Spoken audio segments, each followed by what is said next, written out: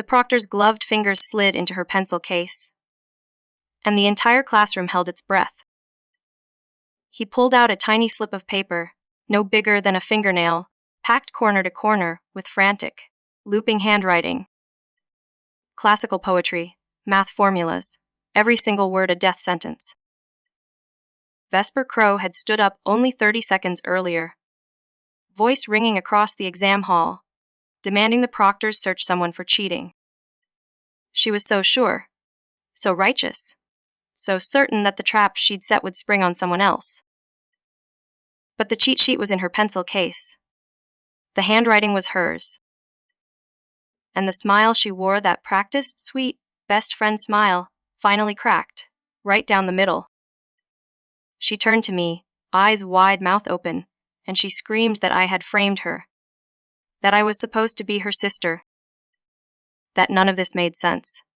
But here is the thing she didn't know. I had lived this exact day before.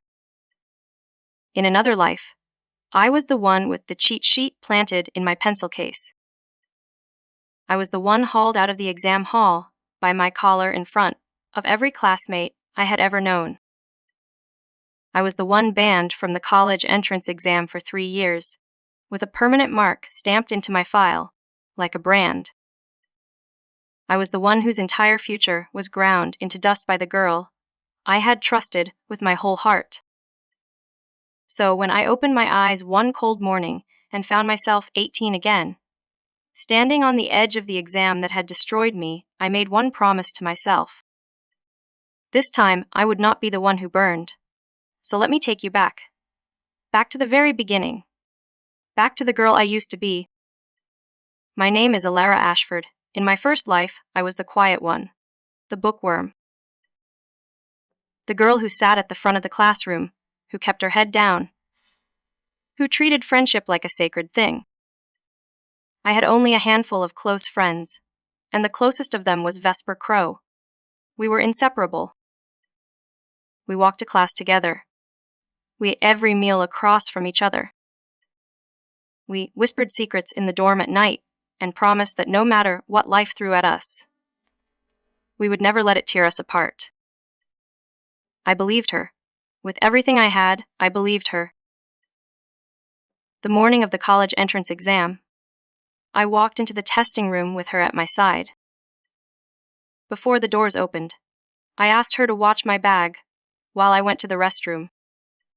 She smiled and said, "Of course, go ahead. I'll be right here." When the first exam began and the proctor walked down my row, he stopped at my desk. His shadow fell over my paper. He reached into my pencil case, and he pulled out a folded slip of paper, dense with classical Chinese poetry. I remember the air leaving my lungs. I remember the proctor's hand closing around my elbow, the eyes of every other student lifting from their papers, the sound of someone gasping near the back. I remember my homeroom teacher standing in front of me in the hallway afterward, his face dark and disappointed, saying, "Elara, what am I supposed to do with you? You usually study so hard. Why would you risk everything for something so cheap? So dirty? Why would you do this to yourself?" I tried to speak. Nothing came out. I thought of my parents. I thought of the years I had spent at my desk, my back aching, my eyes burning. I thought of the way they would look at me when they found out. I thought of the punishment for cheating, the bans, the file, the rest of my life. The sky tilted. My vision blacked. I collapsed. I woke up in a hospital bed with Vesper holding my hand, her face streaked with crocodile tears. She told me she was so sorry, so worried. She had come the second the exam ended. I ripped my hand away from her. I asked her, "Did you do this? Did you put that note in my pencil case?" And she leaned in close, close enough that no one else could hear. And she whispered, "Elara, the paper was so small. I just wanted to see if the proctor would actually check. I didn't think you'd get caught. I was so worried for you." I sat up. I grabbed her wrist. I told her to come with me, to walk straight to the teachers and tell them the truth. She laughed in my face. She said the exam was already over. She said no one would believe her now anyway. She said, if she admitted it, she'd be punished too. And what good would that do anyone? She said, I couldn't possibly be selfish enough to drag her down with me. Her two shadows, Bryn Halloway and Cora Finch, slid into the room behind her, smiling like cats with feathers in their mouths. They said, bad luck, Elara, just bad luck. If it had been anyone else, this would have all blown over by now. Some people just attract trouble. They patted Vesper on the back and walked her out of the room. The three of them giggling in the hallway, before the door had even closed behind them. That summer, every one of my classmates received their acceptance letters. They packed their suitcases. They posted photos in matching college sweatshirts. They left for cities I had only ever read about. I sat in my parents' apartment, banned from the exam for 3 years, with a permanent mark in my file. My mother stopped looking me in the eye.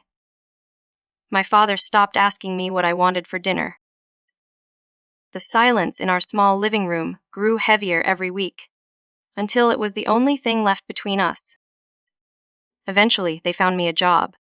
An electronics factory on the outskirts of town. 12-hour shifts. Fluorescent lights that buzzed all day long. The same 6 motions, repeated until my hands didn't feel like my hands anymore. I cried every single day. I could not eat. I could not sleep. I could not understand how 10 years of honest, exhausting, head-down work had ended in this place. On this assembly line, with these strangers. 5 years passed. 5 years of identical mornings and identical evenings of friends. I no longer dared to message of birthdays I forgot to mark. Somewhere out there, Vesper was graduating. Somewhere out there, she was posting photos in her own college sweatshirt. I was 25, and the weight had become too much to carry. One night I closed my eyes and I let go. And then, somehow I opened them again. And I was 18. I was back in my dormitory. The morning sun was slanting through the window. The blanket I had not seen in 7 years was warm against my legs. And Vesper Crow was standing over my backpack, her hand inside it. Going through my things like she always did. I sat up slowly. I looked at her, and I made a vow that anchored itself in my bones. In this life, Vesper, you are not going to ruin me. In this life, you are going to ruin yourself. It was a Sunday afternoon, the start of our final stretch before the exam. And Vesper was doing what she always did, pawing through my backpack, like it was her own. She used to say that's what best friends do. What's yours is mine. And what's mine is yours. I had always treated her like one of my closest people in the world. The kind you trust with your secrets and your silences. So I had let her. Over and over for years I had let her. She rummaged around for a while before her fingers closed on something that made her eyes light up like she had discovered a new continent. My notebook. The notebook I had spent the entire weekend filling every wrong answer from my mock exams, every key concept, every formulae I needed to drill into my head before the exam. She flipped through a few pages, and her face changed in a way I will never forget. She stood up in the middle of the classroom and shouted, loud enough that every head turned to Elara Ashford. You little bookworm. You promised we would study together, and you've been studying behind my back. You won't even take 1 day off on the weekend. You want the top score all to yourself. Don't pretend you don't. In my first life, those words made me feel ashamed. They made me feel guilty for wanting to do well. They made me hide my notebooks under my pillow and apologize for studying. But this was not my first life. So I sat there, perfectly still, and I let her keep talking. She turned to the rest of the class, stoking them up. She asked them if they thought it was fair. She asked them, why some people had to make everyone else look bad. She made them look at me with resentment in their eyes. And I'll tell you something, the college entrance exam is not a competition against one person. It is a competition against yourself, against the version of you who didn't study, who didn't show up, who didn't try. Anyone who wants to make it personal has already lost. I asked her quietly to give my notebook back. She refused. She turned and ran to the front of the room, holding it over her head, announcing that this notebook had to be made public, that everyone deserved to see what their precious top student had been hiding. So she wanted to use my work to make herself popular. I stood up. I walked slowly to the front of the room.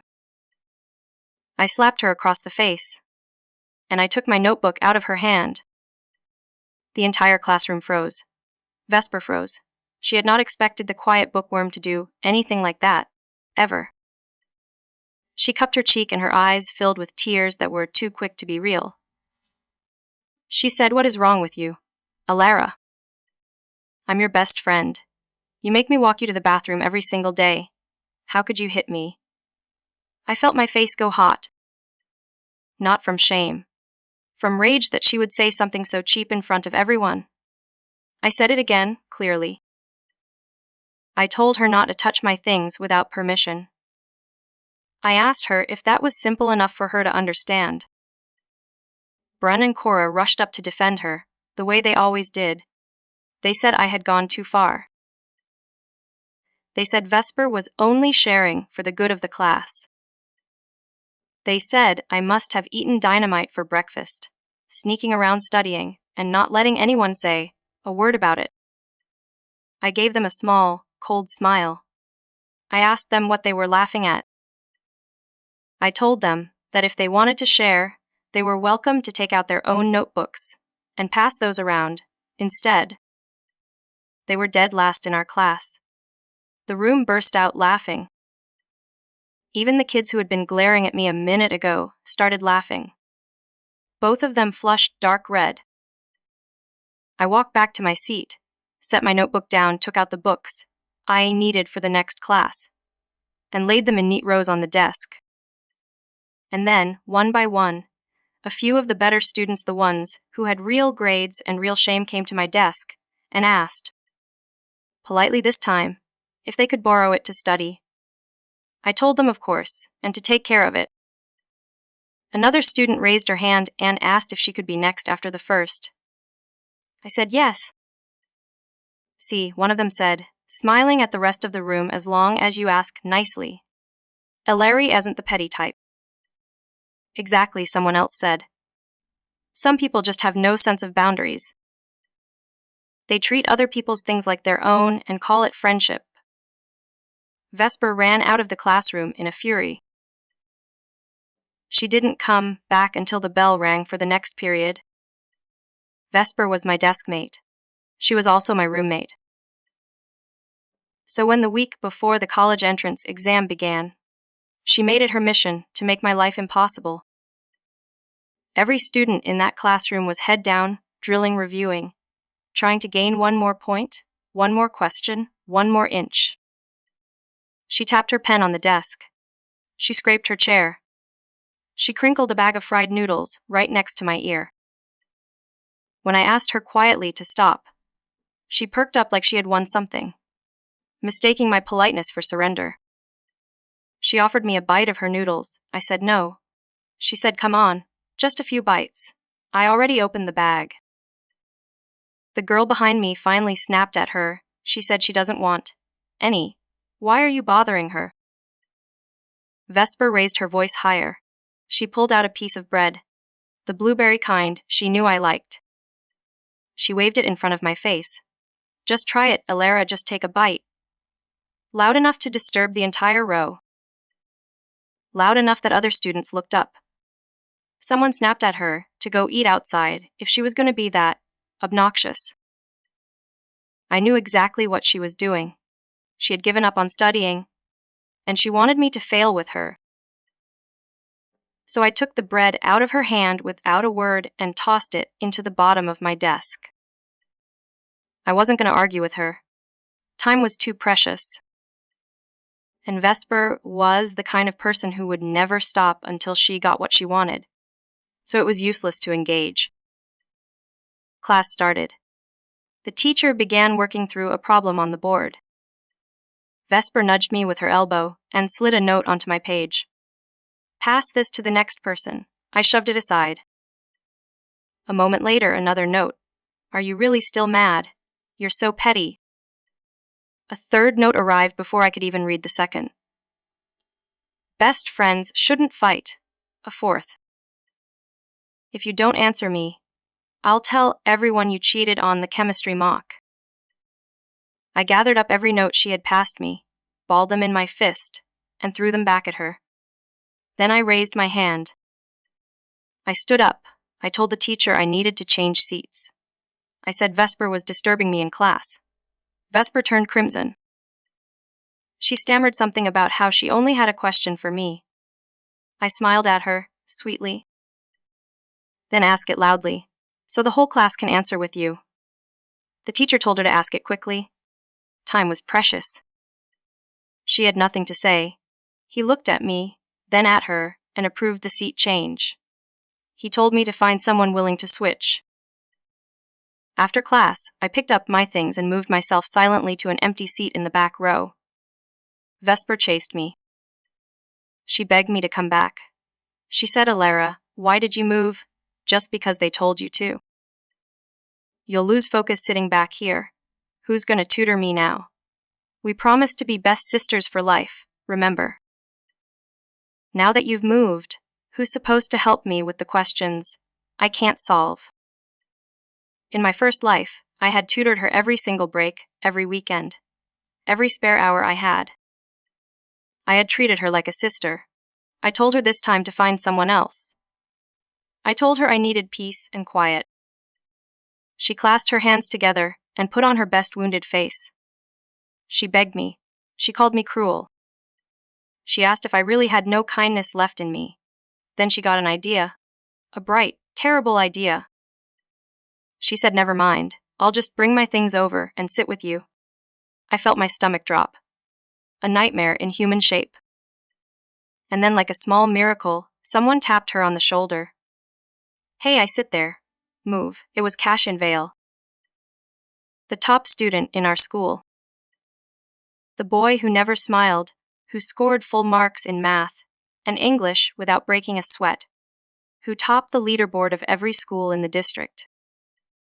He was also, I will admit it, breathtakingly handsome. Vesper sputtered. She said it wasn't fair, that the homeroom teacher had said good students should help struggling students, that they couldn't possibly let two top students sit together. The class burst into laughter. Someone called out, maybe instead of arguing about seats, you should be worrying about where you're going to work after the exam. With only a few days left, no amount of tutoring is going to plaster some people back onto the wall. Vesper's face turned purple. She reached for my textbooks anyway, insisting that I had to come back, that she wouldn't feel right with me sitting in the back. Cassian knocked her hand away. He said calmly she said she's not going. Vesper opened her mouth to argue. I cut in. I said you heard him. Go back to your seat. Stop disturbing the class. That night in the dormitory, Vesper came in wearing a miniskirt and bright red lipstick, admiring herself in the mirror. Brun asked where she was going so late, all dressed up like that. Vesper turned and grabbed my arm before I could escape into my book. She said, Elara, Knox is asking me to meet him at the field again. Do you think I should go? Knox Raven was the local trouble, a dropout from the technical school down the road. He hung around our gate after hours, sending Vesper cheap jewelry one day and flowers the next, and Vesper, who had nothing solid inside her, was completely dazzled. In my first life, I had warned her. I told her gently, sincerely, that we were in the final year of high school, that we needed to keep our heads down and our sleep schedules clean, that anything else could wait. She had nodded along. And then she had gone straight to Knox and told him my best friend, Elara, says you're ruining my studies. She says you have to stay away from me. Knox cornered me at the school gates more than once after that. He threatened to send people to beat me up. He told me to mind my own business.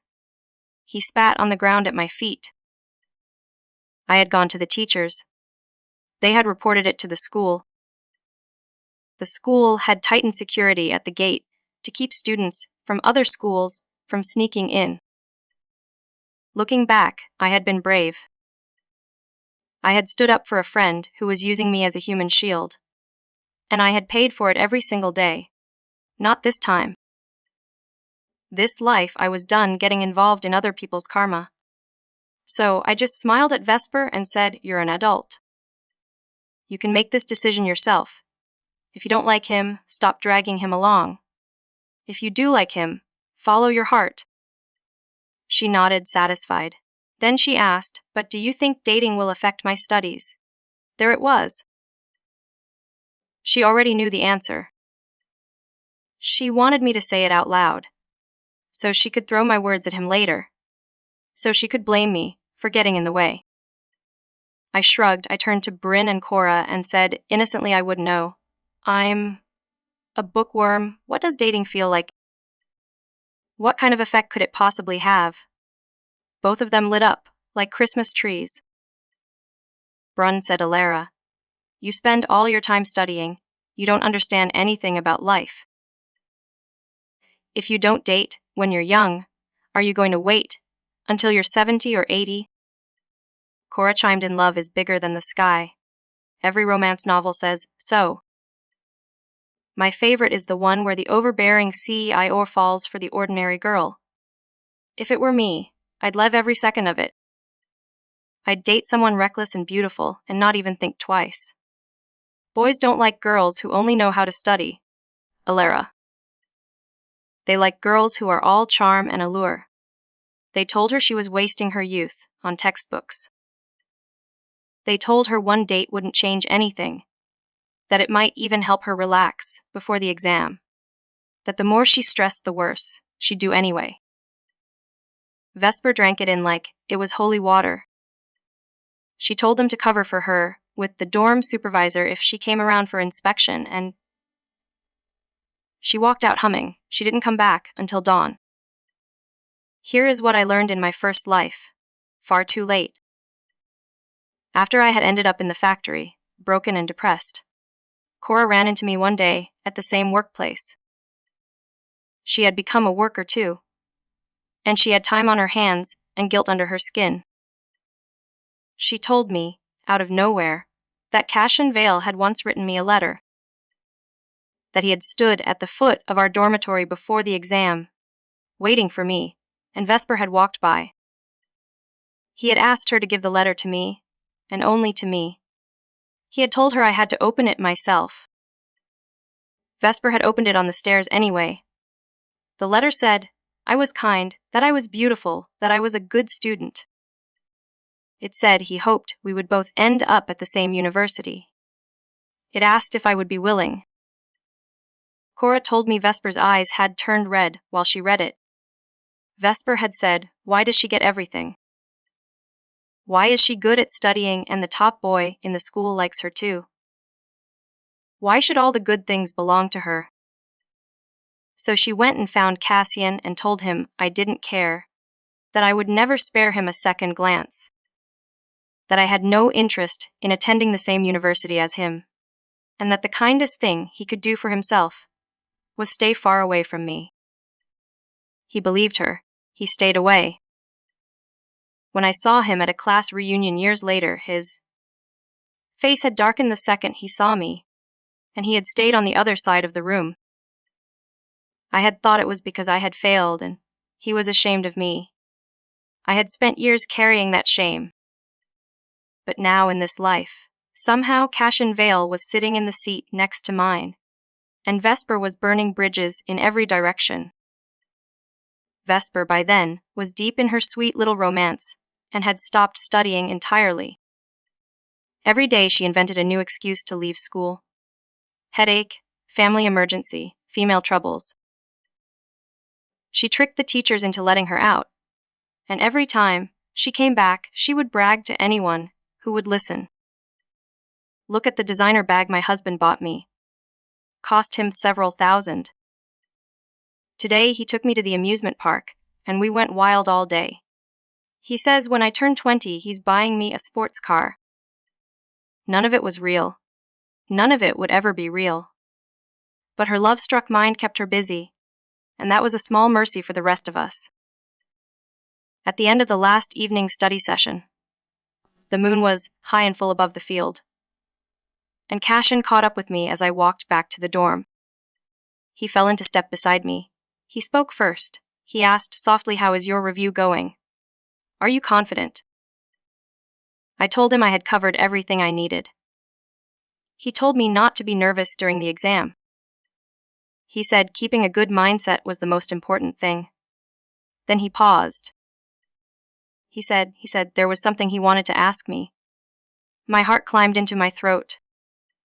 He said, "Elara, which university do you want to go to?" If everything goes the way it should, I told him Avalon University. His eyes lit up. He said, "That's mine too. Then we should go together." I nodded slowly. "We should go together." He smiled. It was the first real smile I had ever seen on his face. His whole expression relaxed, like something he had been carrying finally got to set itself down. He told me to rest well. He told me not to overthink. He watched me walk into the dormitory before he turned away. The morning of the exam, Vesper appeared at my desk with 2 bottles of milk.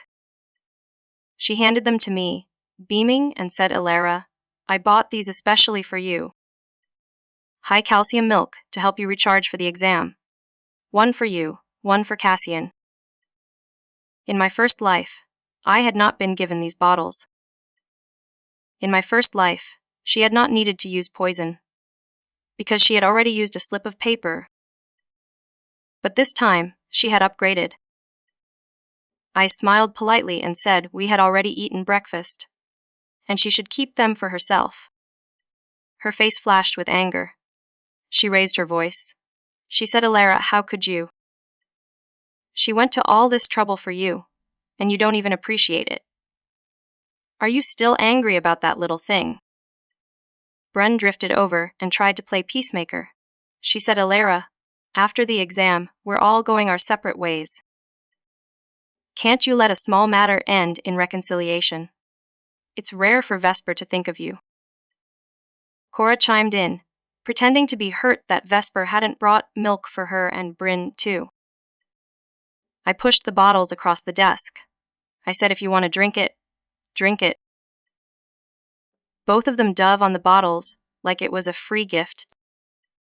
They said, "Why not, if it's free?" Unlike some people who repay kindness with ingratitude, we really feel bad for Vesper. Vesper opened her mouth to stop them. She swallowed the words back down. Her face went carefully, deliberately blank. And I knew exactly what she had done to those bottles. By some cruel coincidence, in this life Vesper and I had been assigned to the same exam room.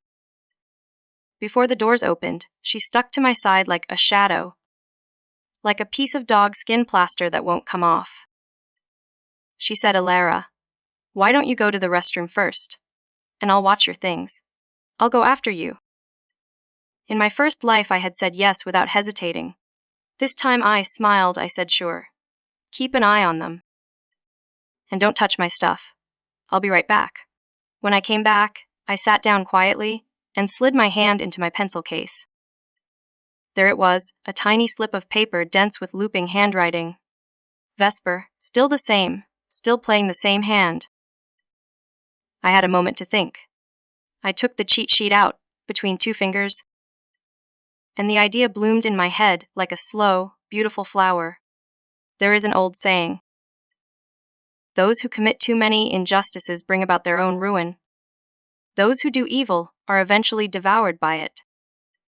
From here on, Vesper, your fate is in your own hands. I checked every pocket, every fold of my clothes, every corner of my belongings. I made absolutely sure I was clean. The exam began. We walked in single file under the eyes of the proctors and submitted to a strict body search. The lead invigilator reminded us, one more time, students, you are not permitted to bring any unrelated item into the exam room. If any violation is discovered during the test, you alone will be responsible for the consequences. I sat down. I uncapped my pen. I poured every ounce of myself onto the paper. The minutes ticked. I finished my final answer and let out the breath I had been holding for what felt like an entire lifetime. And Vesper, watching the clock, sweating, panicking, realizing that her plan was about to come to nothing, stood up. A chair scraped, every head in the room turned. The lead proctor walked over to her.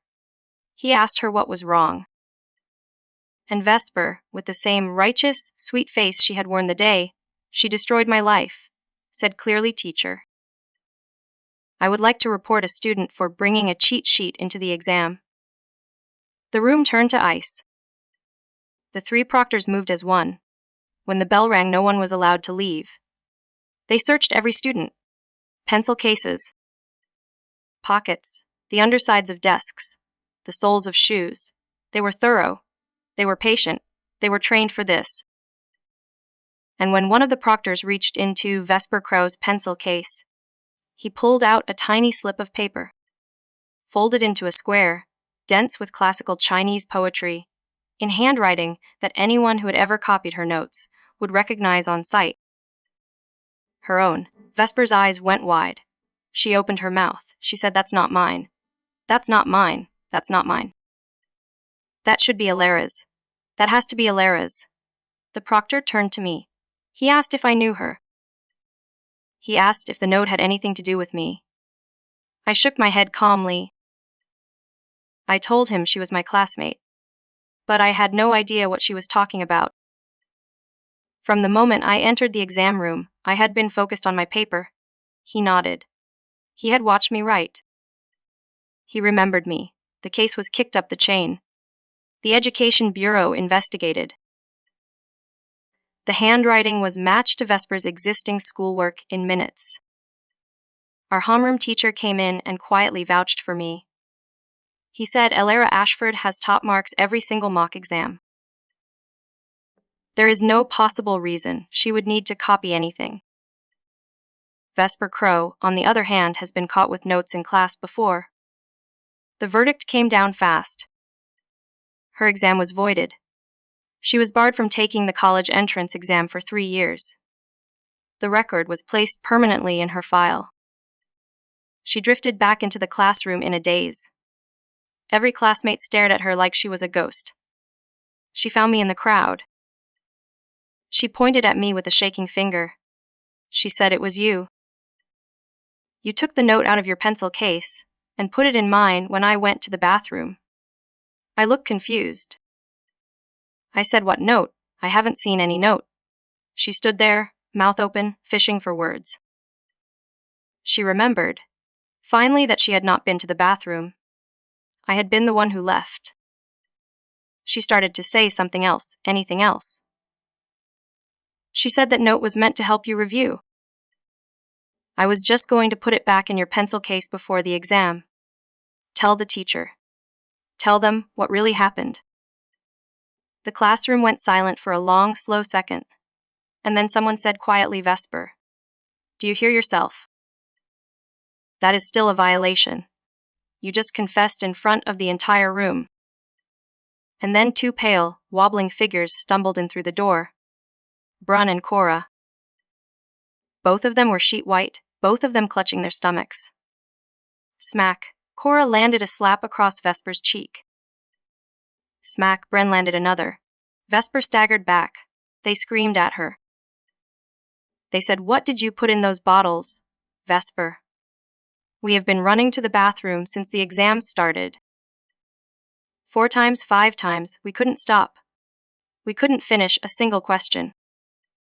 The nurse had to drag us out of the hall on a stretcher. Our exams are ruined. Our lives are ruined. You ruined us. We were your friends. We were your only friends. Vesper screamed back. She said your exam is ruined and mine is too. Who's going to compensate me? How do you even know it was the milk? You probably ate something bad. You can't prove anything. The truth came out anyway in pieces. The milk had been laced. Vesper had meant it for me.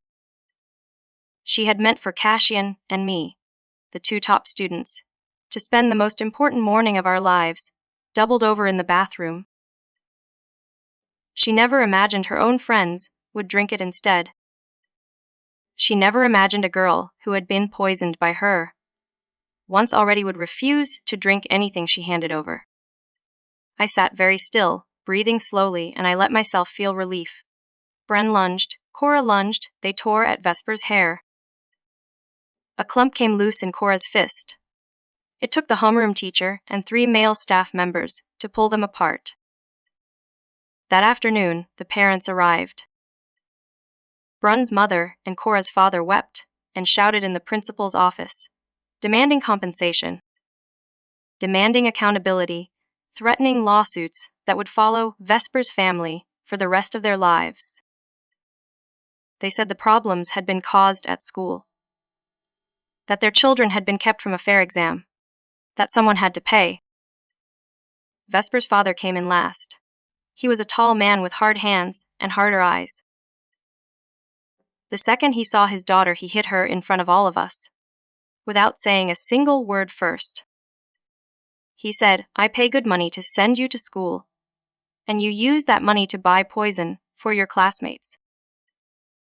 I should have strangled you the day you were born. It took 4 teachers to pull him off her. He flatly refused to pay a single cent in compensation. He told the other families that if they had the courage to sue him, they were welcome to try. He said, go ahead. Take us to court. Get a record on her name forever. Ruin her life completely if it makes you feel better. We don't have the money. He walked out without looking back. Vesper crumpled to her knees, sobbing, begging not to have a criminal record on top of everything else. She had just turned 18. She promised to pay them back, every cent, over years of work. Please, please, just don't ruin her completely. Some part of me, the part that had once loved her, watched her break. The rest of me felt nothing at all. The day the results came out, I was lying on my bed, pretending to read a novel. My phone buzzed. It was Cassian. He told me to check, then call him. Even though I had been confident for weeks, the moment of pressing that button felt like standing on the edge of a cliff. My parents sat with me on the couch, all 3 of us holding our breath like the world depended on the next 10 seconds. I typed my ID. I pressed enter. The screen loaded slowly, the green bar crawling across like it was savoring the cruelty. And then 721. My mother burst into tears. My father said over and over, that's my daughter. That's my girl. Avalon was safe. Avalon was mine. Cassian had texted me his own 740. Top in the school. Maybe top in the entire province. I stepped onto the balcony and called him. His voice was tight with nerves. He asked, did you pass the cutoff? I said yes. He asked anxiously by how much. He said it was okay, even if I didn't do well. I shouldn't be sad. He comforted me before I had even told him the number. I held it in. I told him to brace himself. I told him Cassian. I got 721. There was a long, soft breath on the other end. He said, Elara. That's wonderful. That's really, really wonderful. He told me to come out that evening. He wanted to celebrate.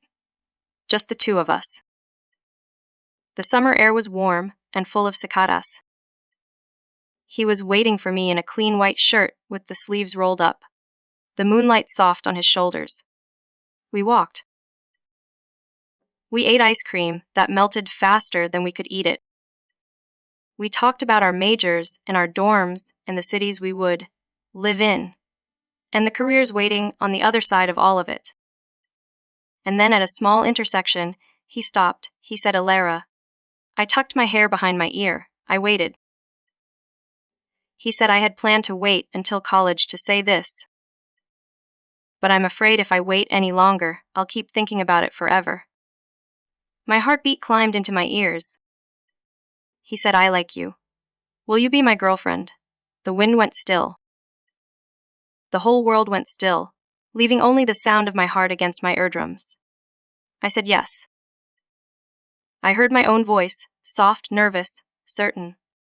He reached out and took my hand, and his fingers folded around mine like they had been carved for it.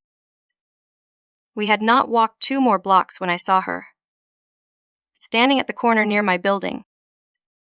Thin as a wire, her cheeks hollowed out, her eyes too big for her face. The last of her sparkle scraped away. Vesper Crow. The moment she saw me, she lit up like a drowning girl spotting a rope. She ran at me. She grabbed my shoulders.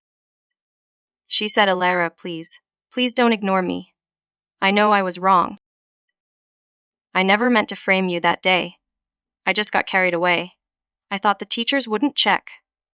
I had blocked her on every channel for weeks. She had clearly been waiting on this corner for hours, maybe days. I felt my heart go quiet and cold. A single mouth can say anything. A single small act can destroy a person's entire life. I stayed silent. She held on tighter. She said, "Elara, I'm at the end of everything. You always told me to study, and I didn't listen. You always helped me. Please help me one more time. I'm pregnant. Knox is gone. I haven't seen him in weeks. He was lying about all of it. The bag, the car, all of it. I see. That now I see it. I don't dare tell my parents. My father will kill me. He really will kill me this time. You are the only person I have left." For a moment, I looked at her, this girl who had once been my whole world, and I thought, yes. Evil eats itself, in the end. That's all it ever does. Cassian's voice cut through the night, low and even. "Let go." He pulled her hand off my arm. He stepped between us. He shielded me behind him, his tone cold. He said, "Every person chooses their road. Every person walks it themselves." I took a long, steady breath to settle myself. I said, "Vesper. No one is obligated to pay for your cruelty. I already paid mine. I have nothing left to give you. I'm sorry. I really can't help you this time." My voice was firm. I did not look at her ruined face again. Cassian's hand closed gently around mine. He walked me forward, around her, past her, into the rest of my life. The sound of her crying faded behind us, softened by the wind, then carried off entirely. Goodbye, Vesper Crow. I hope, for the rest of this life, our paths never cross again. Here is the second story. The man behind the metal table weighed the cash in his palm. The scars on his face caught the lamplight. Half a serpent tattoo curled out from under his collar. His men stood at the door, breathing through their noses. He looked at me, a woman in her 40s, hands folded, calm as still water. "Sister, let me give you a friendly warning. If you pay his debts once, you'll be paying them for the rest of your life. I've seen plenty of men like him. They don't change." I smiled, barely. "I know," I said. "There's an old saying. A doting mother raises a useless son." "How do you know? You're a doting mother." "He's repaid what he owed you," I said softly. "But what he owes me, I'd like to trouble you to collect on my behalf." "Collect what?" I looked at the man kneeling on the cement floor, bleeding from the lip, trembling from the shoulders. The son I had raised across 2 lifetimes. The man who, in a life I no longer claim, threw his own daughter off a balcony to scare his wife into handing over gambling money. That daughter was me. Break his arm for me. The thugs froze. The cigarette in the bearded man's mouth stopped burning. But I did not blink. He read my eyes, then he gave the signal. His men pinned my son to the ground. The stick rose. The bone snapped. My son screamed once, then fainted on the cement. The bearded man stepped on his cigarette, smiled at me, and said, "Sis, you're quite the character." You're probably wondering how a soft-spoken woman in her 40s commissions strangers to break her own son's arm. To understand that, you have to go all the way back. All the way back to the moment I died for the very first time. To the moment I opened my eyes in a body that wasn't mine, pregnant with the boy who would, decades later, murder me on a balcony. In my first life, I was 14. My father was a gambler. My grandfather had been a gambler. 4 generations of men in our family had bled 4 generations of our women dry. One night, my father wanted money my mother did not have. He grabbed me by the throat. He lifted me over the balcony railing. He screamed at her to find the cash or watch me fall. She had nothing. Even on her knees, she couldn't make him believe her. He squeezed too hard, he let go. I fell. And I landed straight down on my grandmother. She had just walked back from the market, 2 plastic bags of groceries in her hands. We both died. And then I opened my eyes. A nurse was beaming. A doctor stood at the foot of the bed, waving a strip of ultrasound paper like a prize. 2 small girls clung to my fingers. One was 4, one was about 2. Both of them were calling me Mom. I had seen their faces in faded family photographs, older, wrinkled, but unmistakable. These were not my children. These were my aunts. The doctor leaned over with a broad grin. "Congratulations, the baby is very healthy. 4 months along." I looked down at my belly. That baby was my father. I let out a long breath. "Good," I said. "There's still time. Doctor, let's terminate it." The room went still. A man burst in from the hallway, my husband in this life, my grandfather in another. He grabbed me by the hair. He slapped me across the face. Once, twice, a third time. The doctor and nurses rushed in to drag him off. "Sir, this is a hospital. If you raise your hand again, we are calling the police." I was grateful, but honestly, I almost wished they'd let him keep going. Beat me hard enough to miscarry. Spare me from giving birth to a beast. My in-laws, my future great-grandparents, stepped between us, panicking. "Elara is carrying a boy. A boy, you cannot strike her." "That's right, let's take her home. Let's talk sense into her first." So I was dragged home. I held my breath. I told myself the only thing I could. I am my grandmother now. Elara Vane. Elara Vane is me. There is no Seraphine in this world anymore. There is no me. When we reached the house, I learned what they meant by talking sense. They meant rope. They tied me to a bed in a back room for 3 months.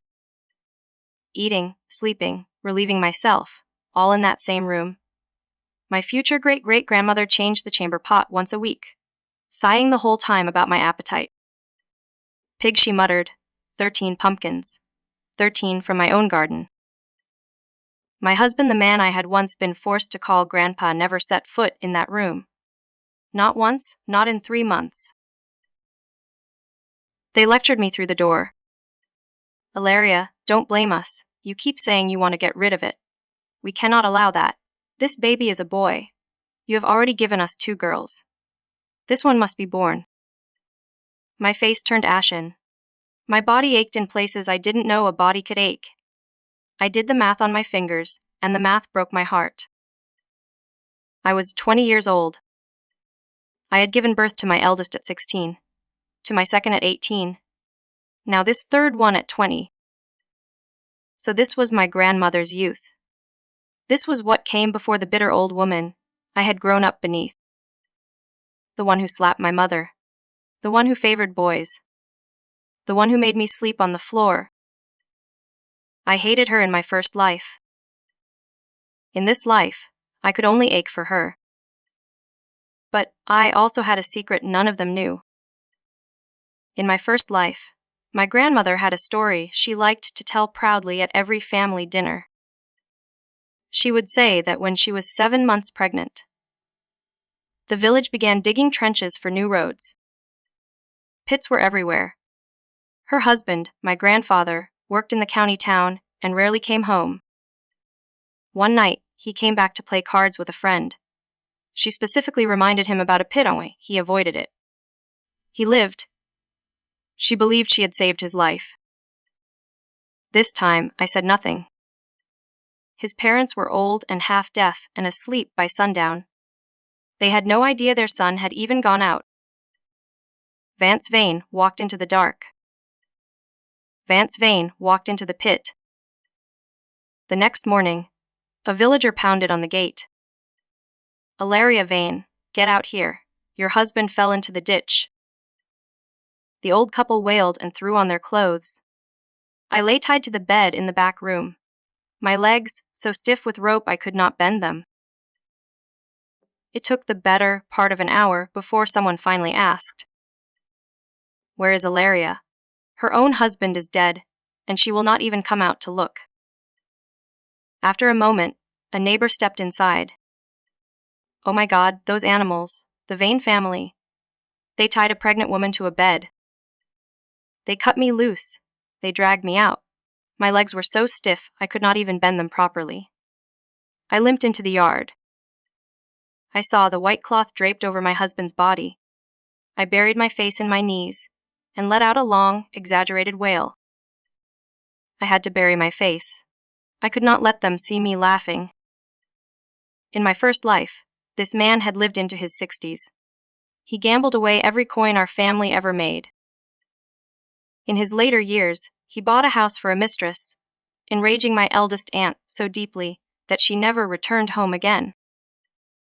He laid his filthy hands on my mother, in ways I will not describe. This time, he was gone at 20-something. A weight lifted from my shoulders that I had been carrying across 2 lifetimes. 2 months later, I gave birth. It was a boy. Eyebrows, exactly like the man who would one day be my father. What a nuisance. I refused to nurse him. My future great-grandparents could not beat me anymore. The whole neighborhood had seen the rope marks. Strangers kept knocking on the door to make sure I was still alive. They couldn't lay a hand on me. So they fed the baby goats milk and glared at me from the doorway. They named him Yao. When my postpartum confinement ended, I named him Cassian. But just as one wave settled, another rose. My husband's brother, my great-uncle, in another life, came to take the house. Elara, don't take this personally. My brother is dead. You never signed a marriage certificate with him. You have no right to keep living in his house. I turned to my in-laws, slowly. Mother, father, what does this mean? You're sending me away to? They could not meet my eyes. They had a younger son they still depended on for old age. They mumbled at the floor. Elara, just go quietly. Take the 2 girls. No, I said, I gave birth to 3 children. If we go, we all go. You cannot take Yao. He's the eldest son and grandson of the Vane line. My in-laws bristled with sudden fury. Get lost. Who said his name is Yao? His name is Cassian. I picked it the moment my confinement ended. The great-uncle's face darkened. He was preparing to argue. So I dropped to the dirt floor and started rolling. And I gur hat be over 8, comilo. I gave them a son with my own body, and now they want to take the lives of me and my children. The great-uncle wanted a quiet eviction. So he gritted his teeth, peeled off a thick stack of cash, and pressed it into my hand. He had his own son already. He had no interest in raising his dead brother's children. He let me take all 3. I left with 3 children and a small fortune in my pocket.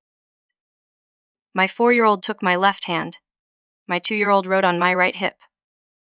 The baby Cassian, the man who would one day kill me, rode in a sling on my back. We set off for the county town. When there were donkey carts, we hitched rides. When there weren't, we walked. By the time we reached the county town, our bag of dry rations was somehow heavier than when we'd left. The villagers had stuffed food into our arms at every doorway. Elara, you've had it so hard. It hasn't been hard, I told them. My good days are just beginning. I had left the strange, unreasonable Vane family behind. My good days had only just begun. I rented a small room. I set up a street stall. I bought goods I knew from a future no one else remembered would sell. My eldest, only 4 years old, took over the house. She cooked. She fed her younger sister. She fed the baby. At lunch and dinner, she would bring me food on the street. Her little body barely a meter tall, walking on legs that did not yet reach the curb. One day she tripped on the cobblestones. The tin clattered. I sprang to my feet. She popped up faster. I'm fine, Mommy. The food didn't spill. Silly child, I wasn't worried about the food. I was worried about you. Don't worry, Mommy. I'm a good kid. Grandfather Earth was just playing a joke on me. I wiped the dirt from her cheek and tried to pull her in. She had already pulled away. Mommy, I have to go. The little ones are still home alone. I watched her tiny figure shrink down the street. My nose tingled. I sat back down and chewed my lunch in silence. What a good child. I just hoped in this life she would not end up with a scoundrel. In my first life, my eldest aunt had been deceived by one. Although she eventually divorced him, she never recovered. He left her hollowed out for the rest of her days. In this life, I would watch her like a hawk. 6 or 7 years passed. The stall became a shop. The shop spread across dozens of square meters. I bought a 3-bedroom apartment in the heart of the county.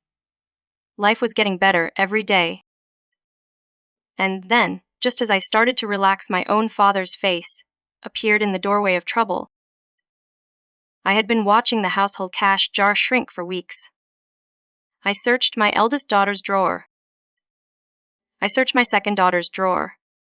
Eventually, I set my sights on Cassian. He didn't even try to lie. Yes, I took it. Grandma and Grandpa came to visit. They said I'm a Vane. They said sooner or later, I'll have to go back to Vane Village. They told me the money was for me to spend. I slapped him so hard, he flew 2 meters across the room. How much did you steal? Not much. Tears welled up in his eyes. Mom, why are you hitting me? You give my sisters hundreds for school. I can't take a few dozen. Absolutely not. If you steal a needle as a child, you'll murder a man as a grown man. Stand up. I pulled the clothes hanger off the back of the door. I beat him left. I beat him right. When my arm went numb, I handed the hanger to his eldest sister. You continue. Mom, I don't need this. She slipped off her sandal. I have my own. After that, no money ever disappeared from our home again. But the good times did not last. The neighbor came knocking. Cassian had stepped on his puppy. The puppy's leg was broken. A little brown thing named Teddy. I held the hanger to Cassian's nose. Speak. Why did you bully the neighbor's puppy? It's just ugly, with a stupid name like Teddy. So ugly. Even if it's ugly, you don't step on its leg. The neighbor cleared his throat. It's not ugly. After another beating, Cassian was quiet for a few days. But I should have known better than to relax. The same neighbor knocked again. Cassian had nursed a grudge over the dog.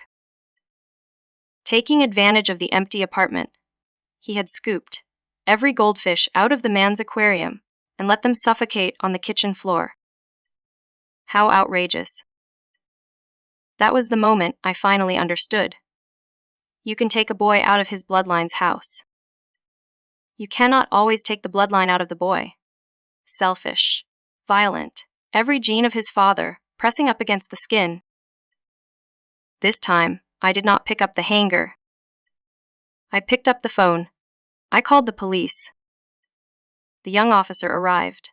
He took one look at Cassian, 7 years old, glaring like a tiny criminal, and shifted uncomfortably.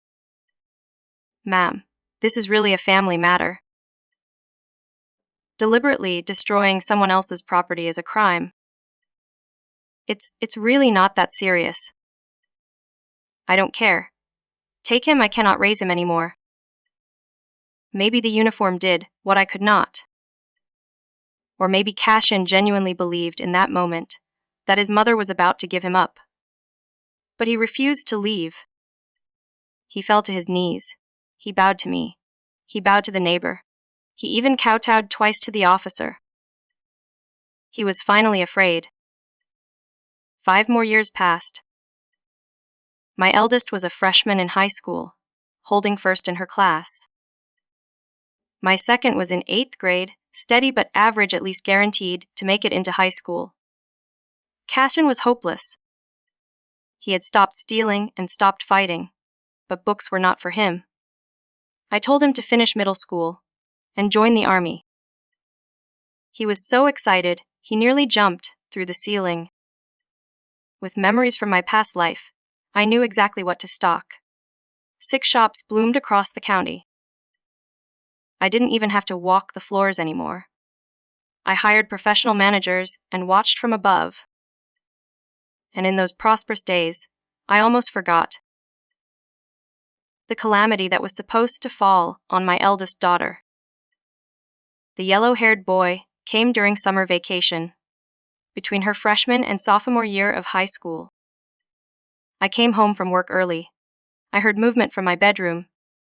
I picked up the broom by the door, bent low, and crept inside. Through the crack of the bedroom door, I saw my eldest daughter Cordelia crouched over the dresser, rummaging through drawers, cabinets. Her eyes finally settled on the small, locked box where I kept the family registration booklet the document required, in this country, to legally marry. She picked the lock open. I stepped into the room. I let out a sudden shout. Cordelia, what are you looking for? Let me help. Her legs gave out so fast, she dropped straight to her knees. Mom, why are you home? I read her face in 2 seconds. Daughter, what exactly are you trying to do? Nothing, I'm not doing anything. That box contains the family registration. Are you trying to elope with someone? The color drained from her face. Mom, please let us be together. I rubbed my forehead.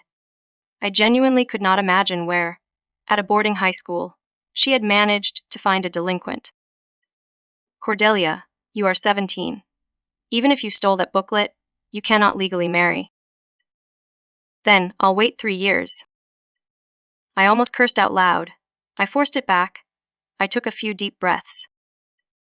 Cordelia, you stole the booklet without telling me because you were afraid I would say no. Yes. I also know your boyfriend has yellow hair. Her eyes went wide. Mom, how do you know that? Fine, you want to marry him. I agree. You what? Marriage isn't a slip of paper. Tell him to bring his parents. I'll discuss the wedding with them. She slapped her own cheek to make sure she was awake. Oh my God, thank you, Mom. I'll call him right now. A few days later, the yellow-haired boy brought his parents along. His name was Roderick. The location they picked was a hole-in-the-wall noodle shop.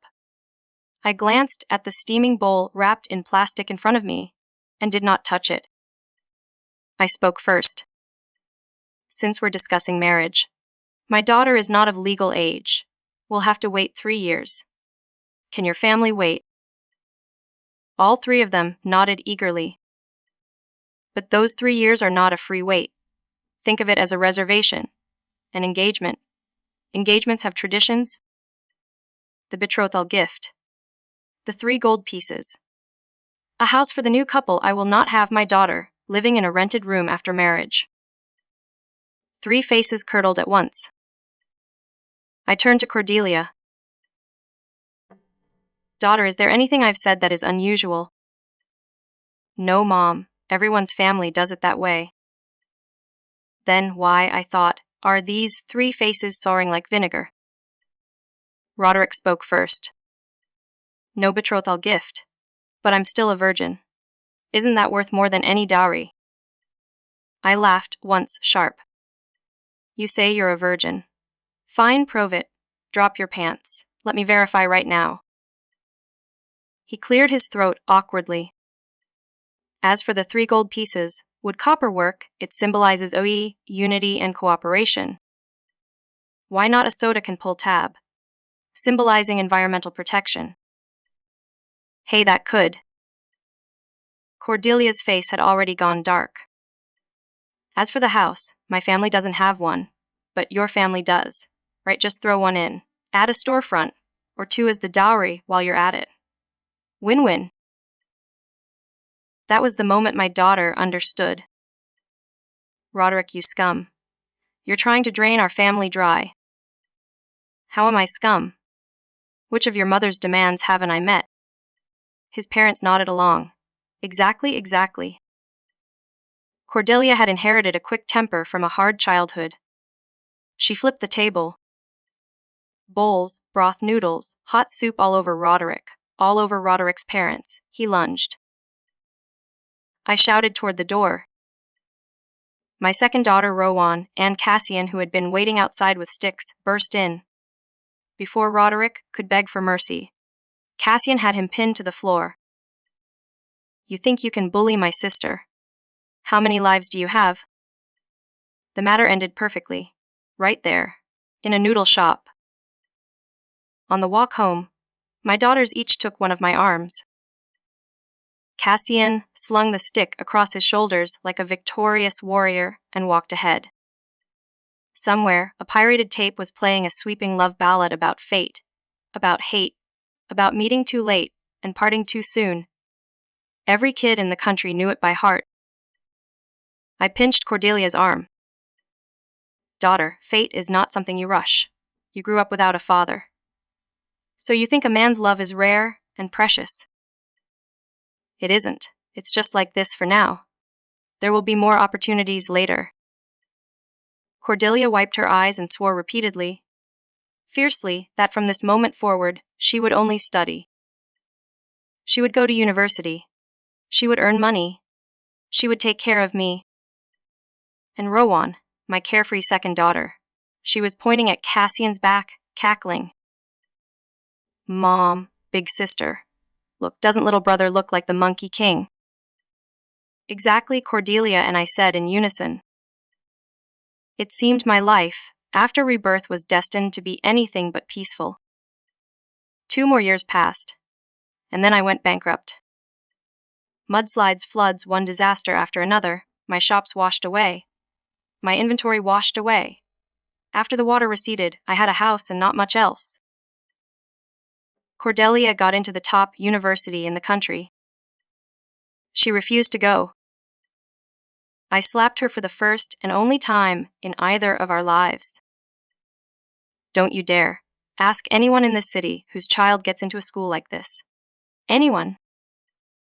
Mom, we have no money left. It's fine. I still have a house. Mom. She finally relented. She left for the capital on the cheapest overnight train, with wooden seats and a sliding window.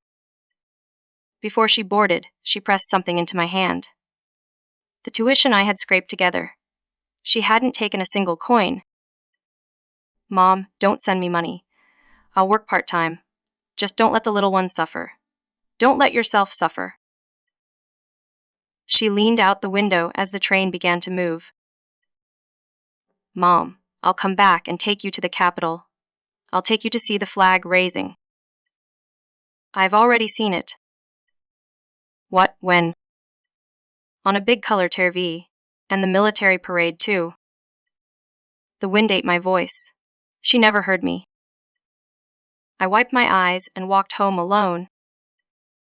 I sat down on the couch. I dug the envelope out from between the cushions and started counting what she had left for me. There was an extra stack. I froze. Where was Rowan? A migraine ripped through my skull. Memories from my past life flooded back. I clawed through them. A grandfather who loved cards. A grandmother who said cruel things.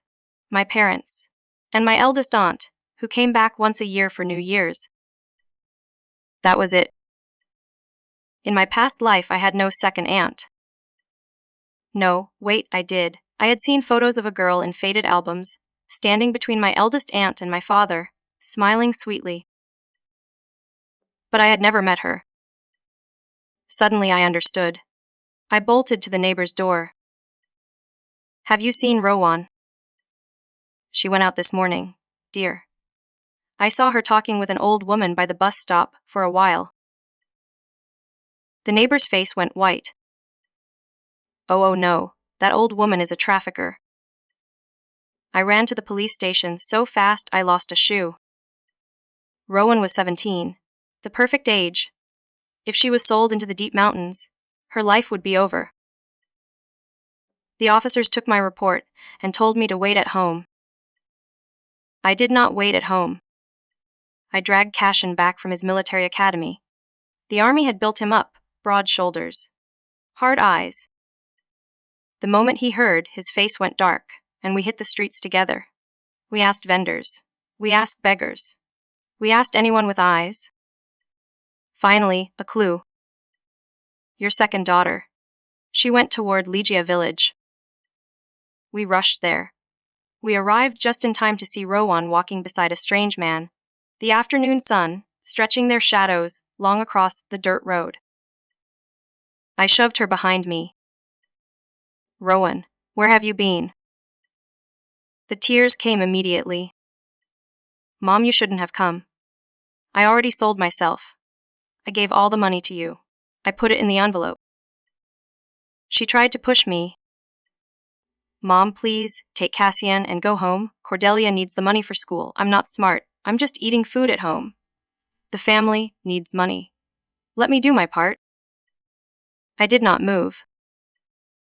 I pulled her against my chest with one arm. The strange man stepped forward. He blocked our path. Where do you think you're going? She's my wife. I paid for her. I pulled the cash out of my pocket. I shoved it into his hand. Here, all of it. Take it back. Don't you ever lay a hand on my daughter again. That's not how it works. The deal is done. You're not allowed to leave. Cassian picked up a stone. 6 villagers crowded in to stop him. No nonsense. No one bullies a Leaf family man in Legia village. They stopped talking. Because I had picked up a butcher's cleaver from a stand by the road. That afternoon, I went a little mad. I swung that blade in wide, hungry arcs. I did not hit a single person.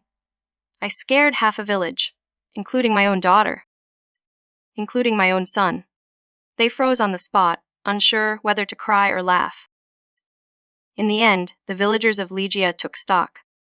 They had lost no money. They had lost only a marriage that had never been a marriage to begin with. They cursed our family. They called us savages, and then they let us go. I dragged Rowan home with one hand and the cleaver with the other.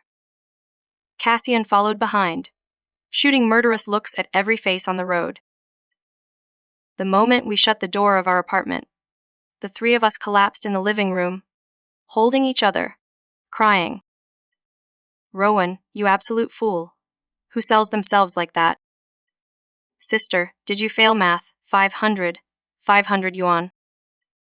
Mom, I'm sorry. Brother, be quiet. I flicked them both on the forehead. Both of you, be quiet. Don't tell your eldest sister about this. She will quit school and come home. I am still young. We can start over. Rowan study hard. Cassian serve well in the army. Our good days are still ahead. They nodded, fiercely, tears still wet on their cheeks. That was the day I understood something I would never unlearn. A person's calamities in life are a fixed number. Being reborn does not subtract them. It only changes how you face them. And what comes out the other side. In my first life, I had a second aunt I never met because she was sold off too young. In this life, I brought her home. The calamity had passed. 4 more years. Even though the road was rough, business kept growing. As long as you have the courage to start over, it is never too late. Cordelia graduated and stayed in the capital. She joined an international firm and sent money home every month. Rowan did not test into university, but she had a sharper head for business than any MBA. She stayed beside me and helped run the shops. Cassian was up for promotion in the army after the new year. In that moment I was, for the first time in 2 lives, truly happy. In my first life I had lived in chaos. A gambling grandfather, a gambling father, a grandmother who favored boys. A weak, beaten-down mother. Not a single day of real happiness across 14 years.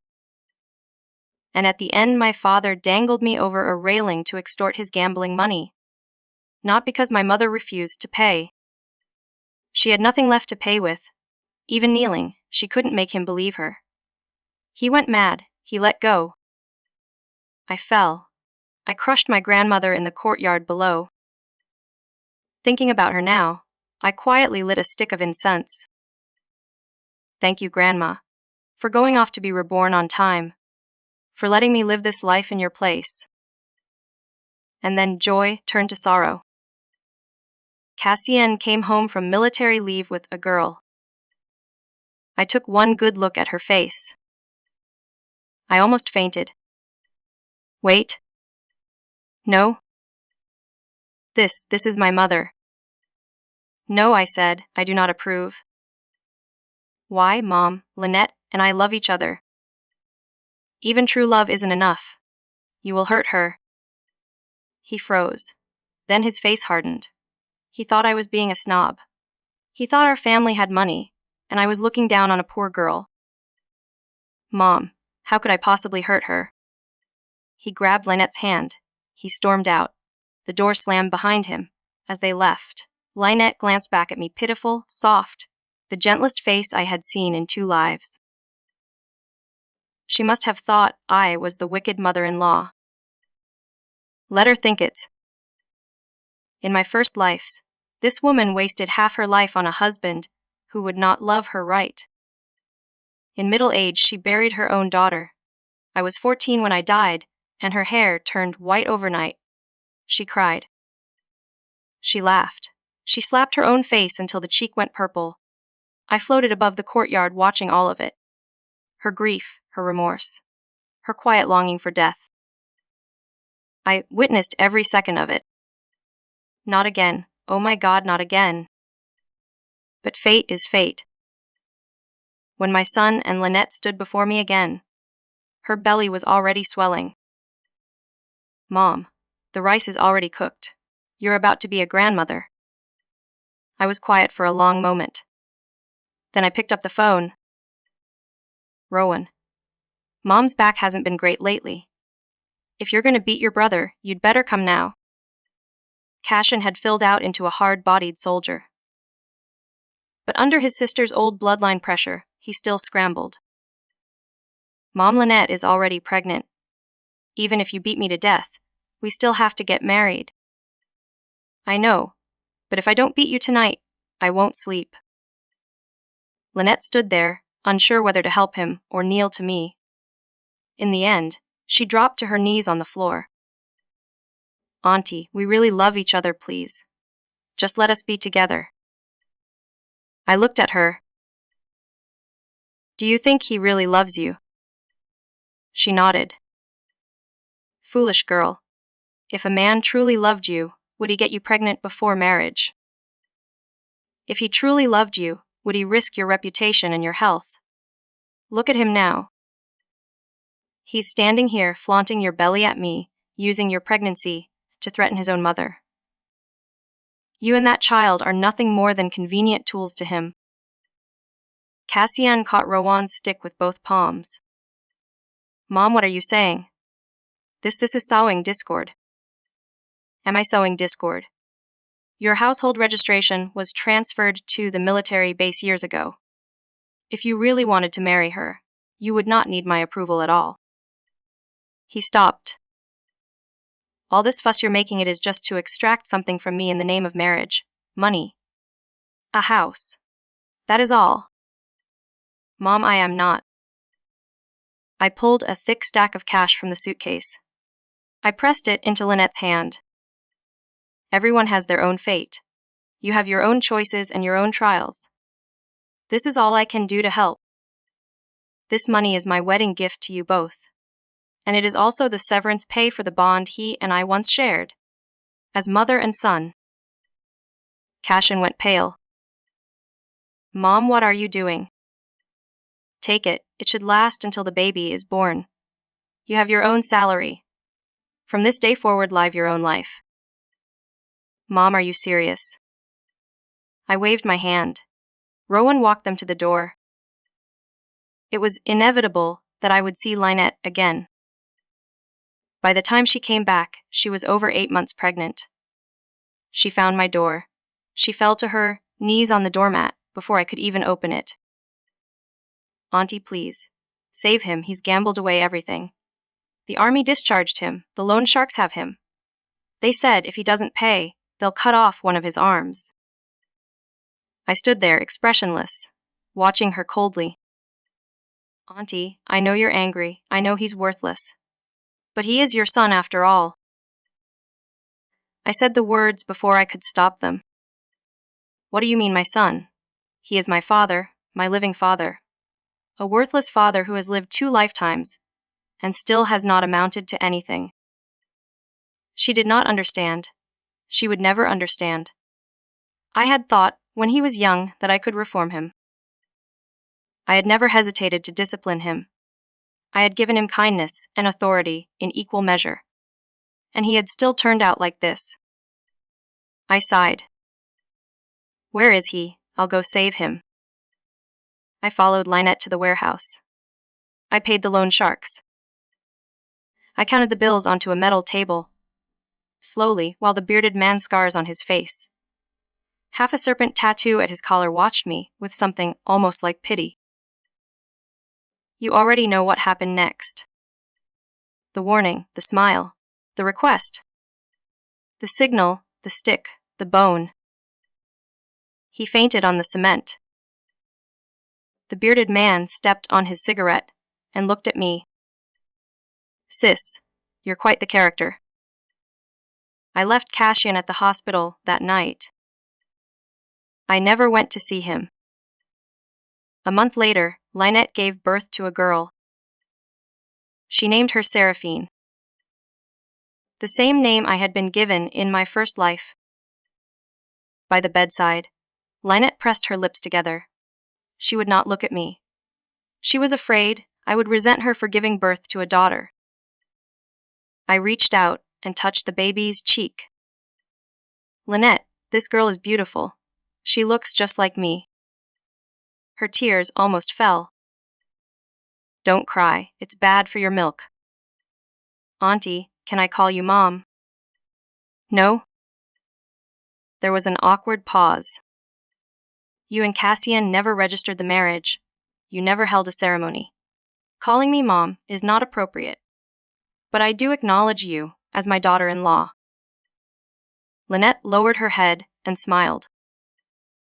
When the baby was 6 months old, we finally noticed something was wrong. She did not cry. Not after the moment she was born. She did not laugh. She did not track motion. She did not reach for things. She lay on her back and stared at the ceiling. Lynette ran from clinic to clinic. Cordelia and Rowan flew specialists in. I was the only one who told them to stop. My daughters could not understand. Mom, why are you stopping her? The child isn't sick. The child has lost her soul. Then we'll bring her soul back. We'll call a soul summoner. If she gains a soul, I will die. Are you willing to accept that? Mom, what are you talking about? After enough failed clinics, Lynette gave up. The baby was, in daily life, easy to care for. Clothes came to her hands. Food came to her mouth. Like a living doll with no temper. Cassian came back a few times. His arm had long since healed. He would check on the baby, leave a stack of money, and go. When the child was 5, Cassian walked through the door carrying large and small bags. He set them down. He looked around the silent living room at me, at Lynette, holding the strange quiet girl, at his sisters, and he dropped to his knees in the middle of the floor. Mom, I was wrong. The friend who took me gambling 5 years ago, he was hacked to death in an alley. The loan sharks went to his family, destroyed them. Mom, if I hadn't gambled. Lynette stood by, sobbing silently. Cordelia and Rowan did not dare speak. The room went very still. In those few seconds, my whole first life replayed in my head. The grip on my throat, the cold air of the balcony, the panic of falling, the pain of landing. After more than 20 years, I had almost forgotten the sound of it. Mom, please, give me a chance. Get up, I said. I'm not angry anymore. I'm just tired. After that, Cassian and Lynette moved out together. They lived their own lives. I no longer interfered. According to Rowan, my son had truly reformed. He worked hard. He kept Lynette well-fed and healthy. He was good to the child. I smiled and said nothing. The years moved gently after that. Cordelia came home with a tall foreign man named Julian. She was poised now. All the rough edges sanded smooth. She held his hand like a woman who had built something together. Mom, Julian and I are flying to his country first for the wedding. We'll come back next month for the Chinese ceremony. Of course, of course. Mom, Julian and I have decided not to have children. We want to focus on our careers. I waved a hand. Live your own life. I am too old to be cautious for you anymore. I smiled the whole conversation. The more I looked at Julian, the more I liked him. Rowan found her matched to a man who, I swear, looked like a movie star from a smuggled poster. Her wedding day was loud and bright. Even Cassian and Lynette came, bringing the silent girl. The little girl was as dazed as ever. Cousins teased her. She did not blink. Aunts pinched her cheeks. She did not flinch. But when she saw me across the room, she smiled. Her tiny hand found my sleeve and stayed there. Lynette leaned over and whispered, "This child has such a bond with you. Such a special bond with her grandmother." I whispered back, "She is me." Lynette laughed. She thought I was joking. A few more years passed. The girl turned 14. The exact age at which I had died in my first life. One afternoon, a chill crawled up my spine. The kind of chill you do not shake. The kind of chill that says, something is wrong. Something is wrong now. I drove to Lynette's apartment. I ran across the parking lot. I looked up. A little girl with my face had already climbed onto the balcony railing. I shouted. She did not hear me. By the time her parents rushed out from the kitchen, she had already let go. I did not think. I ran. She fell. I caught her. Every bone in my body shattered in a single instant. The world went dark. When I opened my eyes, I was in a hospital bed. Cordelia stood by my side holding Julian's hand. Rowan stood beside her, holding her husband's. Cassian was there. Lynette was there. and on the edge of the bed sat a little girl with my face bewildered, dazed, holding my hand, the way a child holds a balloon she's afraid will float away. I raised a trembling hand. They all reached for it. But my eyes were locked on the girl. The girl who had been called a fool for 14 years walked forward like someone pulled by a string. She took my hand. She opened her mouth. She made a sound. She tried again. I gently closed my eyes. Grandma. That was the first word she had spoken in 14 years. I'm back. Elara Vane is gone. I am Seraphine again. I have returned to the age of 14, with decades of a borrowed life behind me. I stood in this small 14-year-old body and watched the elders gathered around the hospital bed, where my old body lay. They were weeping. They were holding one another. They were the family I had built across 2 lifetimes. They gave Grandma a grand funeral. At the memorial, I listened finally, properly to what each of them wanted to say to me. Cordelia knelt first. Mom. Thank you. Because of you, I finished university. Because of you, I have a life I could not have imagined. Julian is being transferred back to this country. I'll go with him. Without you here, there is nothing left to hold me. Julian and I promised to come back often. You once said, I was the daughter you were most proud of. The truth is, having a mother like you made all of us proud. Rowan knelt next. Mom, the family company is going public next month. Aren't I something? My husband is handling the paperwork. It's a shame you won't see it. She wiped her eyes. Mom, you left so suddenly. I still don't really believe it. She collapsed against Cordelia and sobbed. Then, after a long moment, she laughed through her tears. Mom, isn't it strange? The more I look at little Seraphine, the more I feel like I'm seeing you, just after you passed. The dazed look is gone.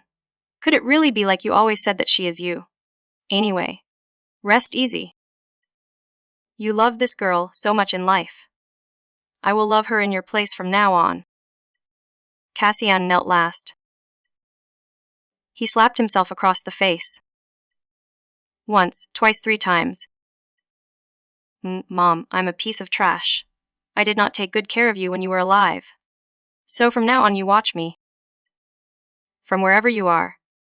If you ever see me acting less than human again, come back in the middle of the night and beat me. I stood at the edge of the crowd, in a body no one was looking at, and let the tears run down my 14-year-old face. After the funeral, my parents enrolled me in elementary school. I skipped grade after grade after grade, all the way to high school. They called me a genius. I was not a genius. I was a woman who had simply been here before. They said I was more mature than other kids my age. Sometimes I caught myself talking like an old woman, and had to stop mid-sentence. Even Cassian, my father, looks at me differently now. He says when he thinks I cannot hear him, that he wants to drop to his knees every time I walk into a room. In this life, I have shed the timid, cowardly girl I was in my first life. I live freely. I live without restraint. Because when contentment grows louder than fear, happiness stops being a place you visit. It becomes the place you live. Here is the third story. Executive summary. Tôi sẽ fix bám sát hơn bổ sung các chi tiết đã bị tinh giản ở bản trước. Đảm bảo đủ 95 đến 98% sự kiện và đối thoại gốc. Loại bỏ phần yêu cầu thu tiền vì chuyện gốc không có. Đã giải thích. A turn truck. Et ra I parterre. The blood wouldn't stop. Hour after hour, it pooled beneath me on a straw mat in that back room, while my mother-in-law screamed at the doctor in the hallway. Save the child. Save my grandson. My precious grandson must not be harmed. A simple surgery could have saved me. 300 silver pieces. That was all it would have cost. But to that woman, I was never a daughter. I was a tool, an empty womb that had finally done its job. So she let me bleed out on a thin straw mat while she clutched her coin purse next door. My name was Elowen Vale. I was 19 years old, and I died because my own family sold me for 300 silver pieces and a fat rooster. But death was not the end of my story. Death was the beginning. Because when I opened my eyes again, I wasn't lying in a coffin. I was 16 years old, sitting in my grandfather's house, my body still aching from a wound that had not yet been carved into me. And the old man, the man who had sold me, was sitting cross-legged on the kang, spitting the same poisonous words that had ruined my life the first time. This time, I was going to burn the cage to ash. To understand how I clawed my way back from the grave, you have to understand where I started. My grandfather, old Aldrich, never listened to anyone. He ruled the household by teeth and by silence, and his word was final. Studying is for boys. What's a girl doing reading? The important thing is to marry early and help your brother. He stripped me of my right to learn. My brother needed money for school, so they forced me to marry the lame man next door, Garrick, and took 300 silver pieces as a bride price. On the day I gave birth, my mother-in-law refused to pay extra for a surgery. She dragged it out, hour after hour, until I bled to death. When I opened my eyes, I had returned to the most critical moment of my fate. Grandfather sat cross-legged on the kang. Studying is for boys. What's a girl doing reading? The important thing is to marry early and help your brother. This time, I would absolutely not let him ruin my life. The clamor in my ears awakened my soul. I jolted upright. The pain in my body had not yet fully faded. Grandfather glanced lightly over me. His gaze settled on his precious grandson.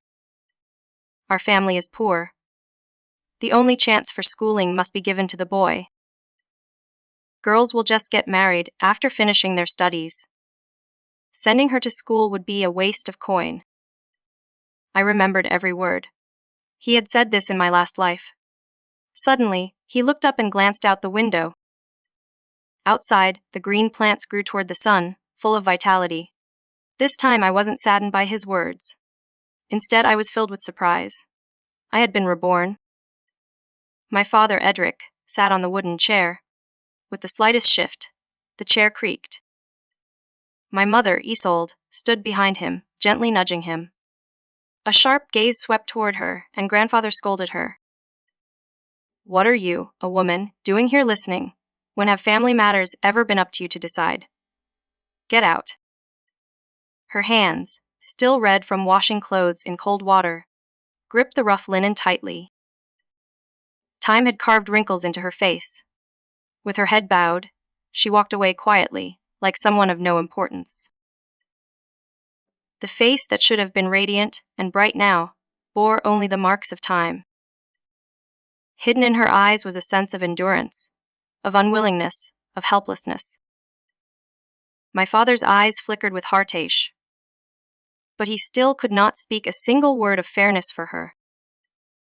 He only lowered his head, glancing at grandfather from the corner of his eye. Father Elowen's grades are still quite good. The teacher called me the other day and said that, with her marks, she's sure to get into the best high academy in the city. Grandfather's dark, heavy gaze pressed down, and in just an instant, my father fell silent. Which family in this village supports a girl in school for so long? It's already enough to let her finish middle school and learn a few words. And do you think a few years of schooling puts you above me? Let me tell you, I am the one who runs this household. My father did not dare utter a word. His timid nature was not the work of a single day. In my previous life, he had also fought for me in this very way. But after one sentence from the old man, he no longer dared argue, and he allowed my fate to be dictated. I do not blame him. My father, who grew up in the countryside, had a few years of schooling and understood the value of letters. It was truly remarkable that he fought for my right to learn at all. Few people had the insight my father had. In those days, the lives of girls were as cheap as grass. Only the boys in the family were treasured, and all resources were directed unconditionally toward them. And grandfather hoped that after my brother finished his studies, he would achieve great success and take him to the city to enjoy a good life. In my previous life, I accepted my fate and stopped fighting. But as I lay on that cold bed, feeling the blood flow from my body, that excruciating pain was truly unforgettable. I do not want my fate to be manipulated like a puppet on strings, nor do I wish to reunite with the person I was in my past life. So I must seize this one and only chance to break free. If I remain timid and submissive, I deserve to be buried in the mud, never to rise again. I want to study. 3 short words. All 3 men in the house turned to look at me at the same time. My younger brother, Cassian, crossed his arms and glanced dismissively at my face. For a girl like you, studying isn't as useful as it is for us boys. This time, I did not back down, grandfather. Please let me go to school. I promise I'll study hard, get into a good high school, and repay the family when I grow up. Grandfather lit his pipe. The smoke curled up in the sunlight, resembling a slowly rising golden veil. Fate was once like this, visible, yet impossible to grasp. But this time, I would fight with all my might to seize it. Don't think that just because you're doing well in school now, getting into high school is a sure thing. Even though Cassian's grades are a bit worse, he's still a boy. And his potential for a breakthrough is definitely stronger than yours. Whether our family can enjoy a better life in a big city in the future depends on your brother. Cassian was at the bottom of his grade. He skipped classes, cursed at the teachers, and never did anything right, but wrongdoings came one after another. Even if I ranked in the top 5 of the class, in their eyes, I still could not compare to Cassian's intelligence and potential. Just marry into a family. Ask for a bride price to support your brother's education and marriage. That's how you can repay this family, my brother chimed in gleefully. Exactly. You girls can't handle the hardship of studying. And besides, the family doesn't have spare money to support your education. I looked up at the 3 of them. Apart from my father, whose expression was somewhat complicated, the other 2 were resolute in their stance. Grandfather, how much is a bride price, anyway? If I work hard at my studies, I can tutor others with their homework. I've heard you can earn several coins an hour, so a few thousand in bride price could be earned back in a year, at most. Grandfather's stern face finally showed a hint of surprise. Several coins, how is that possible? Even if it is several coins an hour, which family would hire a girl like you to teach? I looked at Cassian's ignorant face. Whether they hire you depends on academic performance, not gender. Cassian's face flushed red, and he held his breath without saying a word. Grandfather looked somewhat hesitant. It was as if he saw great value in me, and he wasn't as resolute as he had been at first. After a long while, he relented. I can let you go to school, but our family has no coin. You will have to figure out the expenses for your studies and living on your own. The family won't give you a single copper. At that moment, the warm honey-colored light finally fell on my cheeks, illuminating my pale, bloodless face. Worried about making money, I sat under the moonlight that night. My mother cut open the patch sewn inside her cotton padded jacket and pulled out a neatly folded, yellowed handkerchief. She carefully unfolded it, revealing several bills with curled edges. There were a few 1-coin and 5-coin notes, and at the very bottom lay an extremely precious 10-coin bill.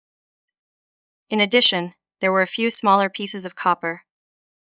The moonlight fell on her cheeks, worn by time and full of wrinkles. She smiled.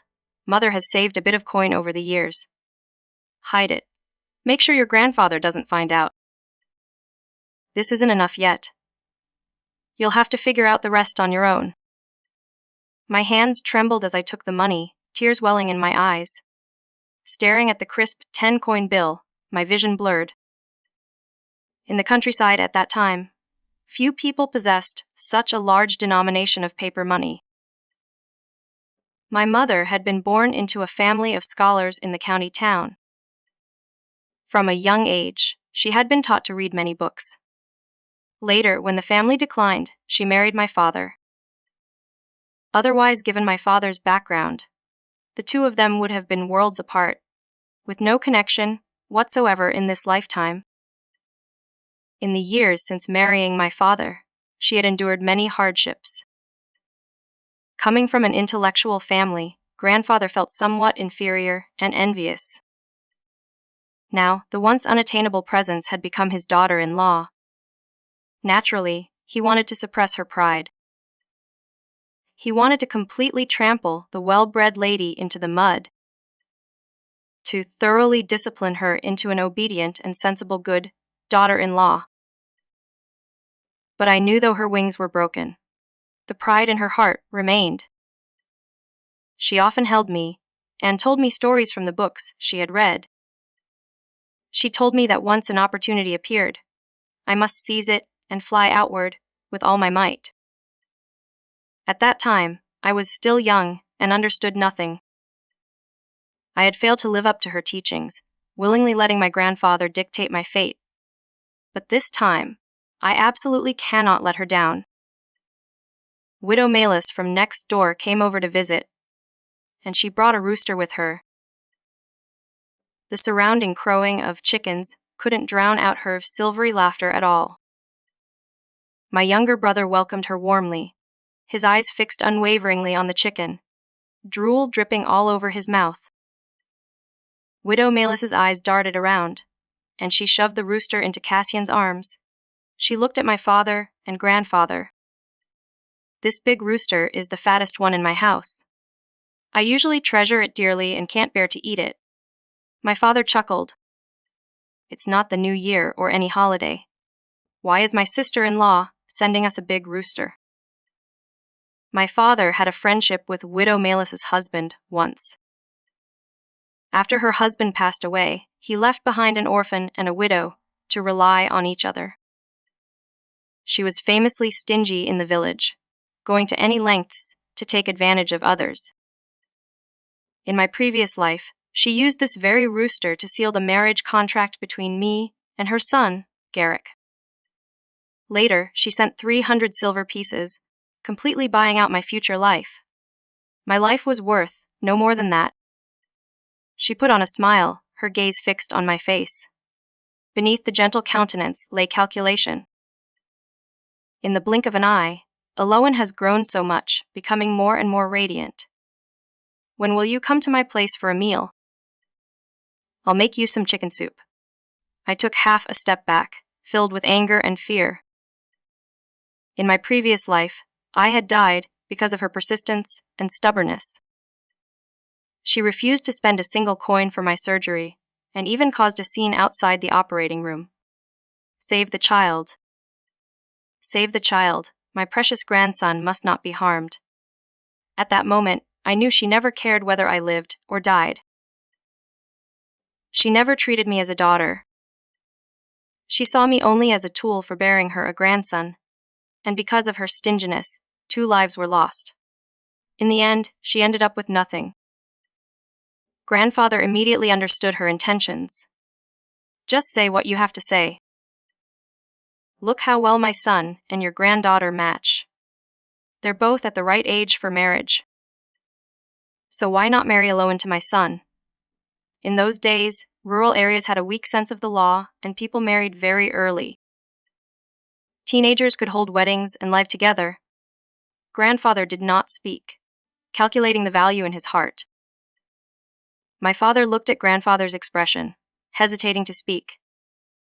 Only my mother's eyes were filled with panic. Elowen is only 15. Still young. She's not young anymore. It's the age to get married. You're not looking down on my son for being lame, are you? Don't worry. Even though my son is lame, he knows how to care for people. If Elowen marries him, she definitely won't suffer any hardship. I chuckled.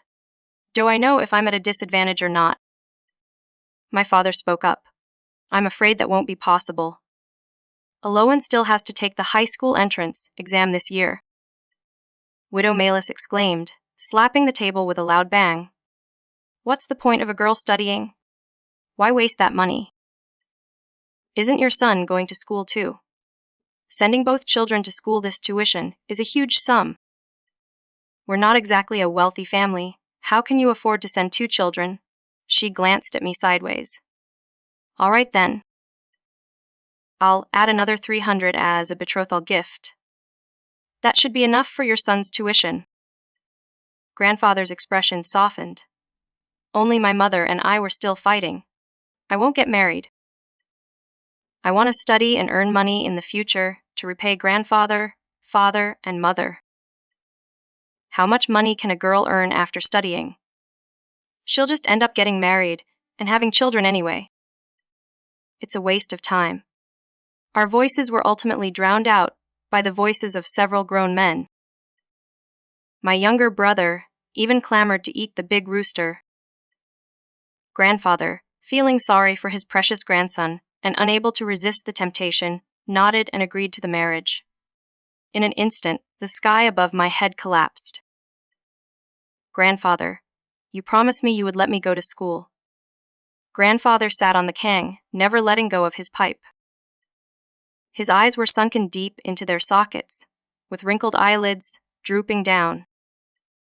Staring straight at me, it was as if a hungry wolf had spotted a piece of plump meat greedy, unwilling to let go.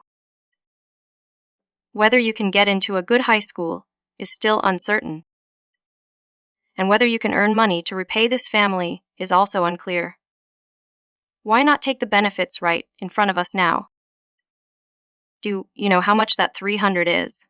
It's enough for your brother's tuition and living expenses for a whole semester. As an older sister, you should always put your brother first and not be so selfish. My heart sank. I desperately thought about how to save myself. My mother cried beside me. You can't just sell my daughter for 300 silver. When did you get to make decisions about family matters? My father comforted her from the side. Father is doing this for Elowen's own good. He wants our daughter to have a good future. Is that Garrick a good future? How can you even say that? Grandfather scolded my father sternly. Control your wife. If you keep spoiling her, one day she'll walk all over you. Grandfather, I raised my head, my gaze resolute. I want a life where I can make my own decisions. And I also want to be my mother's support. If I can earn that money myself, will you allow me not to marry and continue my studies? With what ability? Your father works himself to the bone and barely makes 50 silver a month. What makes you think you can earn 300 fine? If you manage to earn that 300, I won't force you to marry, and I'll even let you go to school. In the year of my previous life's marriage, Old Thorn from the village discovered a wild ginseng root in the mountains.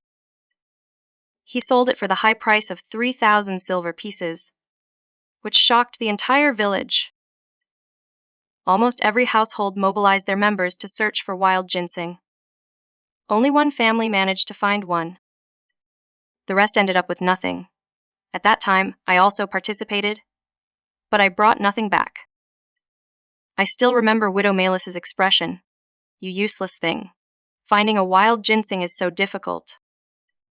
You eat and drink off me every day. If it weren't for my son's lame leg, he would have found 10 or 8 of them. and our family would be rich. Upon hearing this, crippled Garrick became furious. Limping, he picked up the broom and swung it at me.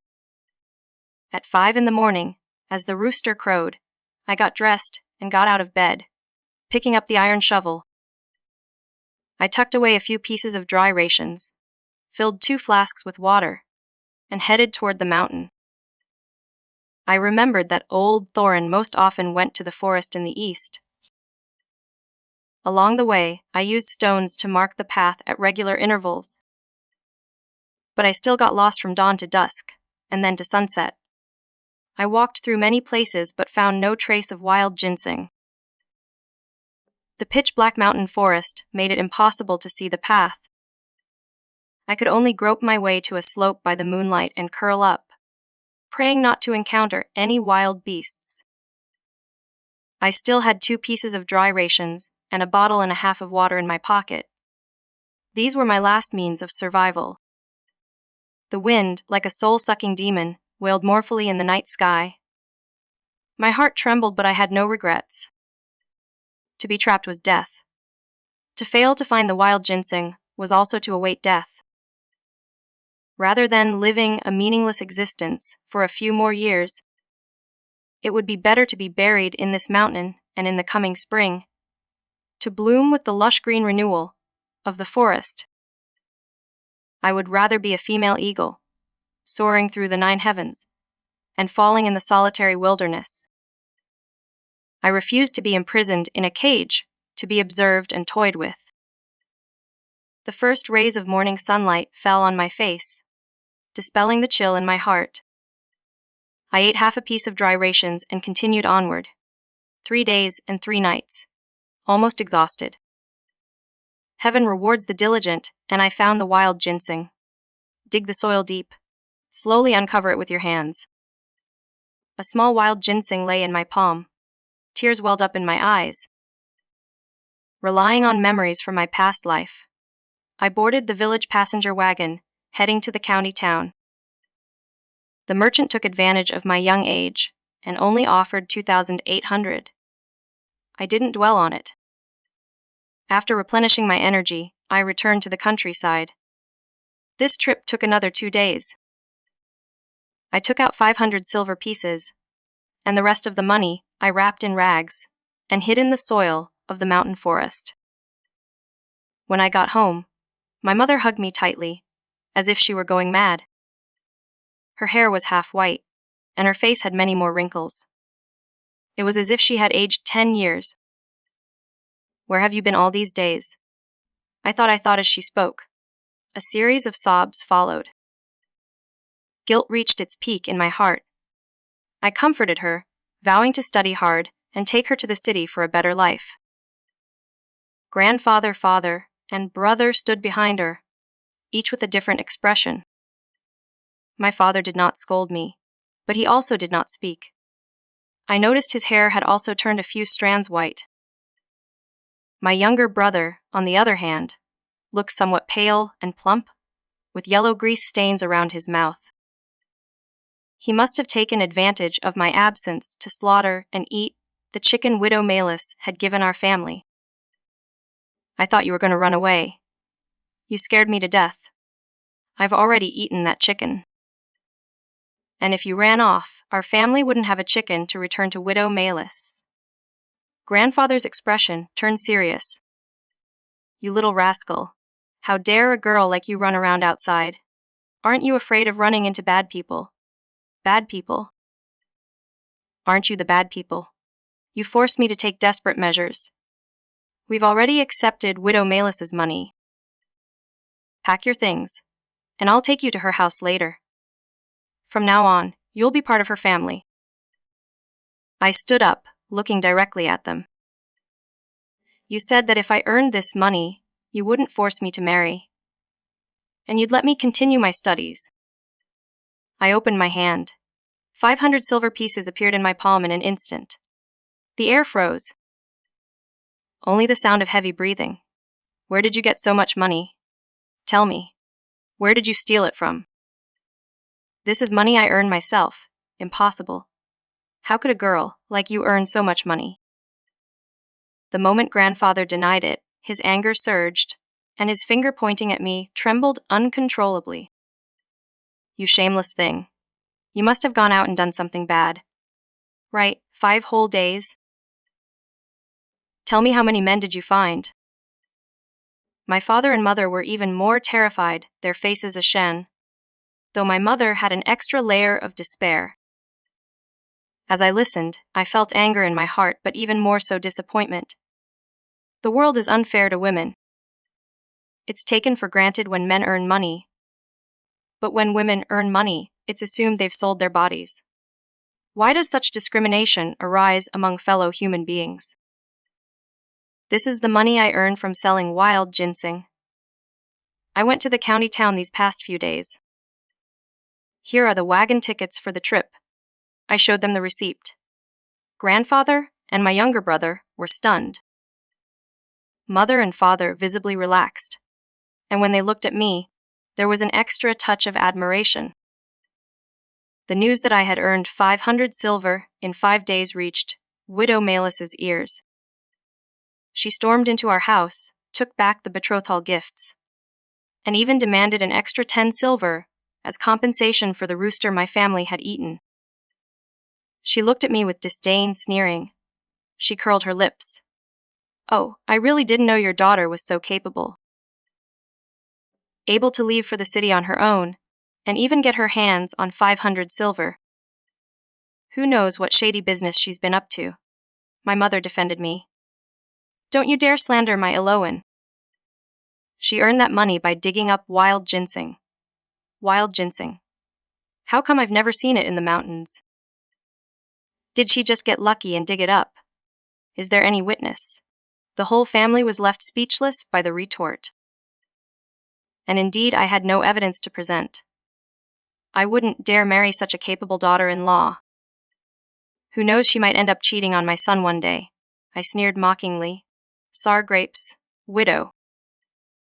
If you can't do it yourself, you should look for the reasons within, instead of assuming everyone else is as incompetent and ignorant as you. Widow Malis pointed at me. Even if you did dig it yourself, so what? There must have been a man helping you. Otherwise, you could never have earned this much. Such thinking is deeply ingrained here, and it is even widely spread. A woman's achievements are often overshadowed by scandalous gossip. They say behind every successful woman stands a man. They say you only make money because of a powerful man. And the world doesn't care about right or wrong. What they choose to believe is never the truth, but what they want to believe. I will no longer tolerate her unreasonable behavior. Get out. Or I won't mind using a stick to drive you away. Widow Malis grew angry, cursing and leaving. From then on, my deed spread throughout the village. 3 voices make a tiger. Even a lie can be described vividly and convincingly. They dragged a perfectly innocent person into the mud. No one dared to propose marriage to my family. I was also quite content with my carefree life. On the first day of the new semester in 9th grade, I put on my backpack and sat in the long unseen classroom. The sound of reading was always much more pleasant than the dirty gossip at the village's end. The scent of ink and paper was far more fragrant than the sour and foul odors emanating from the people I had once been forced to call family. Every minute, every second, I used even break time for studying. I would go home and burn the midnight oil to avoid disturbing my family's rest. I sat outside the house, accompanied by the moonlight. But every night, a beam of light would always shine from my mother's room, staying on all night long. Finally, I was admitted to the best high academy in the city. Cassian did not get in. My grandfather scraped together 2,000 silver by selling everything he had, and Cassian paid his own way to attend the same academy as me. The day before the trip, grandfather's complexion finally looked much better. He no longer glared at me coldly, nor did he resort to insults. He patted my hand and advised, "The city isn't as warm as home. Take good care of yourself when you're away. Even though you and your brother were born close, he's still younger than you. As the older sister, you should look after your brother. Before leaving, he generously gave me 50 silver and gave my brother 200. I didn't mind anymore. With this 50, I still had 2,335. By my qualifications, I was definitely the richest person in the village. Grandfather looked at me again. Spend it wisely. Boys are precious and need the good stuff. If his money isn't enough, you can help your brother out a bit. I smiled. 50 silver to help out with 200. Grandfather turned to my brother, full of anticipation. You have great potential. Study hard, and you can easily surpass your sister's grades. In the future, we'll rely on you to take our family to the city to enjoy a good life. Cassian patted his chest and promised. No problem, it's a piece of cake, I can handle it easily. It wasn't until we arrived in the county town that we realized there are always people better than you, and skies beyond the sky. My grades were only impressive within the village. In this area with abundant educational resources, I was just an ordinary student. I was assigned to a regular class. Cassian, because his family pulled some strings and paid money, got into the key class for cultivation. At that moment, I felt an unprecedented sense of disparity. Some people are born to be lifted up by their entire family. Others can only rely on themselves. Some may even have their wings clipped, their will destroyed, leaving them without the ability or ambition to soar. But what do these things matter? My life is not something that can be dictated by a few words from others, nor can it be carelessly broken by them. Even if broken, I will strive to grow flesh and blood and soar toward the blue sky. When assigning seats, Master Vance placed students from the county town in the front rows, while those from rural areas were assigned to the back. He didn't care that I was much shorter. He pointed to the last row. I had long enjoyed being treated unfairly, long endured various injustices. I won't get angry or drain myself over it. Being able to study is enough even if it means studying in an unfair environment. But reality was far more terrifying than I had imagined. Those self-funded county students were idle and undisciplined, talking and fooling around in the front rows. Many teachers also didn't want to get into trouble, turning a blind eye. In contrast, students from rural areas were the ones who studied diligently, because we knew this might be our only chance to leave the mountains. I went to Master Vance to ask for a seat change. He just glanced at me casually. You want to sit in front. But everyone wants to sit in front. How can we decide? But teacher, the students in the front are so noisy during class that I really can't hear the teacher's voice. That's your own problem. Look at Lucian Thorn next to you. He's a student from the village next to yours. Why doesn't he have so many issues? Only then did I notice the male classmate sitting next to me, buried in his studies. Hello, classmate. Lucian Thorn glanced at me with a cold gaze, then quickly looked down again. His handsome face bore an expression that kept strangers at a distance. What is it? I'm from the village next to yours. Get to the point, truly a cold personality. Can you hear the teacher's lecture in class? No, then how do you study? I see your grades have always been good, and you haven't fallen behind in your schoolwork. He turned a page of his book, his pen continuing to scribble and sketch on the scratch paper. If I don't understand something, I ask the teacher after class. If the teacher is busy, I study it on my own. Is this even possible? Truly worthy of being the top student in the class? The next second, a book slammed heavily onto his head. Lucian Thorn, still reading after class. Who are you trying to impress? 3 tall boys approached mockingly. Your family is so poor, and you think studying can change your situation. I'm telling you, you're dreaming. The leading boy made a surprise attack, tearing open Lucien's school uniform. In that instant, I saw a flash of panic in his eyes, which were usually so composed. Under the school uniform was a patched-up, tattered linen shirt. After repeated scrubbing, some areas had been worn down to a thin layer, through which the skin inside could faintly be seen. See, this guy is just a poor kid. His family spent all their savings to send him to school, and now he only dares to eat half a steamed bun a day.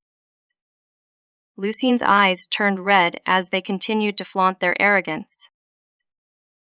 People like you, even if you study for a lifetime, will never surpass us. Your poor and lowly fate only qualifies you to serve us like cattle and horses, making a name for yourselves. Ha! That's hilarious. My fist clenched. So did his. We were both trembling imperceptibly. Only he kept his head down without a word, while I resolutely met the bully's gaze. I let out a mocking remark. Class is always there, but you may not always be in it. In an instant, Lucien raised his head, his gaze burning intensely. The bully avoided eye contact. Since you're just a little girl, I won't make a big deal out of it. But let me give you some advice. Don't hang out with poor people. You wouldn't want to marry into a family where you can't even afford to eat, would you? If you're interested, you can come to me. My family has money. I'm sorry. I don't want to hang out with you. When I make friends, I don't care about their family background, only their character. The three of them flushed with anger and slunk away under my contemptuous gaze.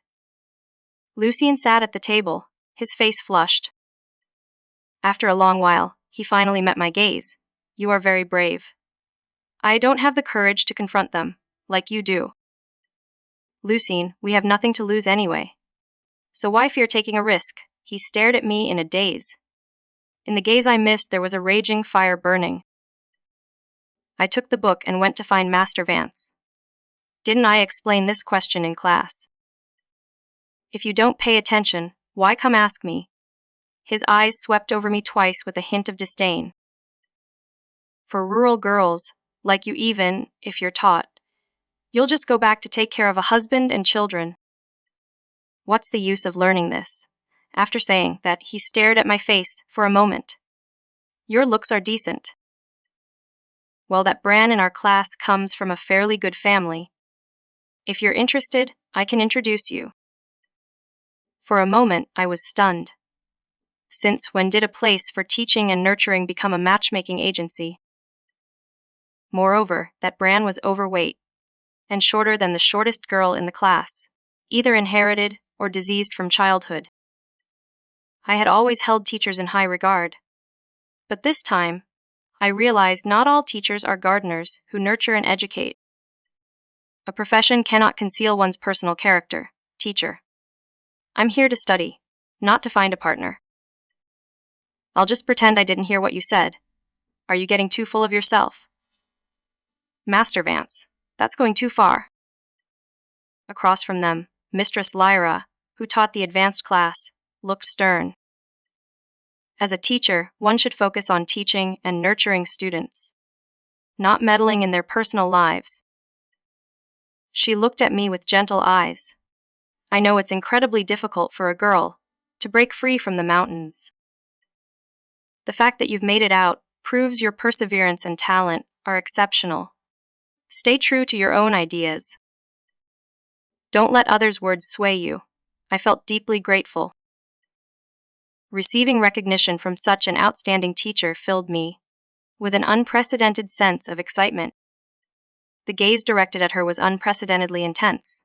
A goal spontaneously arose in my heart. Mistress Elara, I want to join your class. Her gaze paused. A flicker of surprise crossed her face. Before she could speak, Master Vance sneered first. Just you. Do you even know what the term Ike class means? We tacitly ignored him. Mistress Elara responded with a smile. All right. At the end of the semester, there's an opportunity to change classes. The top 3 students in the class can transfer to the key class. But even if you make it in, you'll need to work hard, because the bottom 3 will be moved to the regular class. Okay, teacher, I'll definitely work hard. Okay, I'll wait for you. The moment I finished speaking, a knock sounded at the door. A boy walked in. It was Lucian. He held a book in his hand, his gaze sweeping over me indifferently. Teacher. I didn't quite understand this question. Looking closely, I saw it was the very question that had been puzzling me. Master Vance's gaze was gentle, his eyes filled with deep affection for Lucian. Ah. This question. Let me explain it to you. I stood nearby, listening quietly. Only after the explanation did I walk back to the classroom side by side with Lucian. Thank you. Why thank me? I looked at the scratch paper he had worked on and pointed to one spot. Last time I asked you, I saw you were working on this exact problem. You had already solved it. Yet you still went to ask the teacher. He avoided my gaze, feeling guilty. I wasn't sure if it was right. Anyway, I want to thank you. Lunch is on me today. His eyes widened, filled with delight, but soon dimmed again. No. I'm not short on money. I pretended to be regretful. I actually had something to ask of you. But now I don't dare bring it up. What is it? Let's go. Eat first. I'll talk to you when we get back. It's settled. My treat, no. A woman's word is as good as gold. Master Vance isn't too fond of girls studying. If you don't understand something in the future, just ask me. If I don't know, I'll go ask him, and then teach it to you. He sat at the dining table, feeling a bit uneasy in front of the lavish spread of dishes. What a coincidence. I was just about to bring this up with you. I shared my idea with him essentially that he would teach me on Saturdays and Sundays, and I would pay him for it. He froze, looking at me with great surprise. Where did you get so much money? Don't worry about it. Are you going to teach me or not? He hesitated for a moment, but eventually made up his mind. I'll teach you. Then we both need to work hard and try to get into the advanced class. Otherwise, if I make it to the advanced class and you're not there, I'll find someone else. He crossed his arms and sneered. I'm the top student in the class. You should be thinking about what you'll do if I leave, and you're still stuck here. I shrugged. The pressure's on you. If you don't get me into the top tier class, I'll have no choice but to find someone else. Lucian Thorne was speechless. He had never seen such a shameless person. After the final exams ended, Cassian and I returned to the countryside. The villagers gathered around us, asking about our studies. Cassian is really promising studying in the city now. Our village has finally produced an educated person. How did Cassian do on the final exams this time? They only remembered me after asking him. It's okay if you don't do well on the exam. After all, you're a girl. You can just find someone to marry when the time comes. I have confidence. As soon as the words were spoken, several elderly women started exclaiming. Oh. Elowen seems quite confident. I always say girls shouldn't read too many books. It makes them less humble. Look how high her ambitions are now. She'll probably think she can reach the sky next. It'll be hard for her to get married in the future. She'll look down on this one and that one. With such high standards, she won't be able to find a husband. I smiled and replied, I feel sorry for you. Good things never seem to come your way, and the only thing you can rely on is marrying the right person, betting that your husband will treat you well. But are you really living a good life? As soon as the words left my mouth, the women present fell silent. They wanted to speak, but after a long while, they couldn't find the words. So they simply closed their mouths. I'm not as patient as you aunts and elders. I can't endure hardship. and I can't bear being beaten or scolded. From now on, I can rely on my own hands to make a living. Or I can find someone who truly cares for me, to work hard together. The kind of marriage I want is not one where one side suppresses the other. That's not a marriage. That's a master and slave relationship. Your way of life is not what I want, and I will never become like you. As soon as the words were spoken, they lowered their heads. Most glanced at me secretly with resentment and shame. But my mother's eyes were filled with excitement and pride. The phone rang, announcing the final exam scores. Everyone gathered around. Cassian Vale. Common letters, 63. Mathematics, 32. Foreign tongue total score, 213. Last in the class. Will be transferred to the regular class next semester. Those who had just praised Cassian wore expressions of embarrassment. Even Grandpa couldn't hide his discomfort, only managing to smooth things over with a smile. Boys have more potential later on. One failed exam isn't a big deal. Next, my grades were announced. Everyone fell silent, eager to see just how impressive the arrogant Elowen really was. Elowen Vale. Common letters, 112. Mathematics, 114. Foreign tongue total score, 654. Second in the class. Transferred to the advanced class next semester. The air froze once again. Embarrassment appeared on every face. Only my mother cheered and celebrated for me. My younger brother was furious. He, who had always prided himself on his self-respect, simply couldn't bear the news of being removed from the advanced class, losing the capital to show off. In a fit of anger, he ran back to his room and refused to see anyone. Meanwhile, I was surrounded by a crowd. You'll probably get into a good university in the future. Right, will you become a teacher then? I've heard teachers are quite impressive. The Wong family's daughter from the neighboring village moved her whole family to the city to enjoy a better life after becoming a teacher. How come your grades are so much better than your brother's? I thought girls weren't as good at studying as boys. I smiled. That's just people's prejudice. If you send your daughters to school, they might not do any worse than me. Who knows? They could be the next Wong family's daughter, bringing you to the city to enjoy a good life. Oh, my girl isn't capable of that. Mainly, we don't have that much money. I didn't respond. It's difficult to get girls to attend school in the village. But no matter how hard it is, I will quietly plant this seed of hope in their hearts, waiting for the right moment to take root and sprout.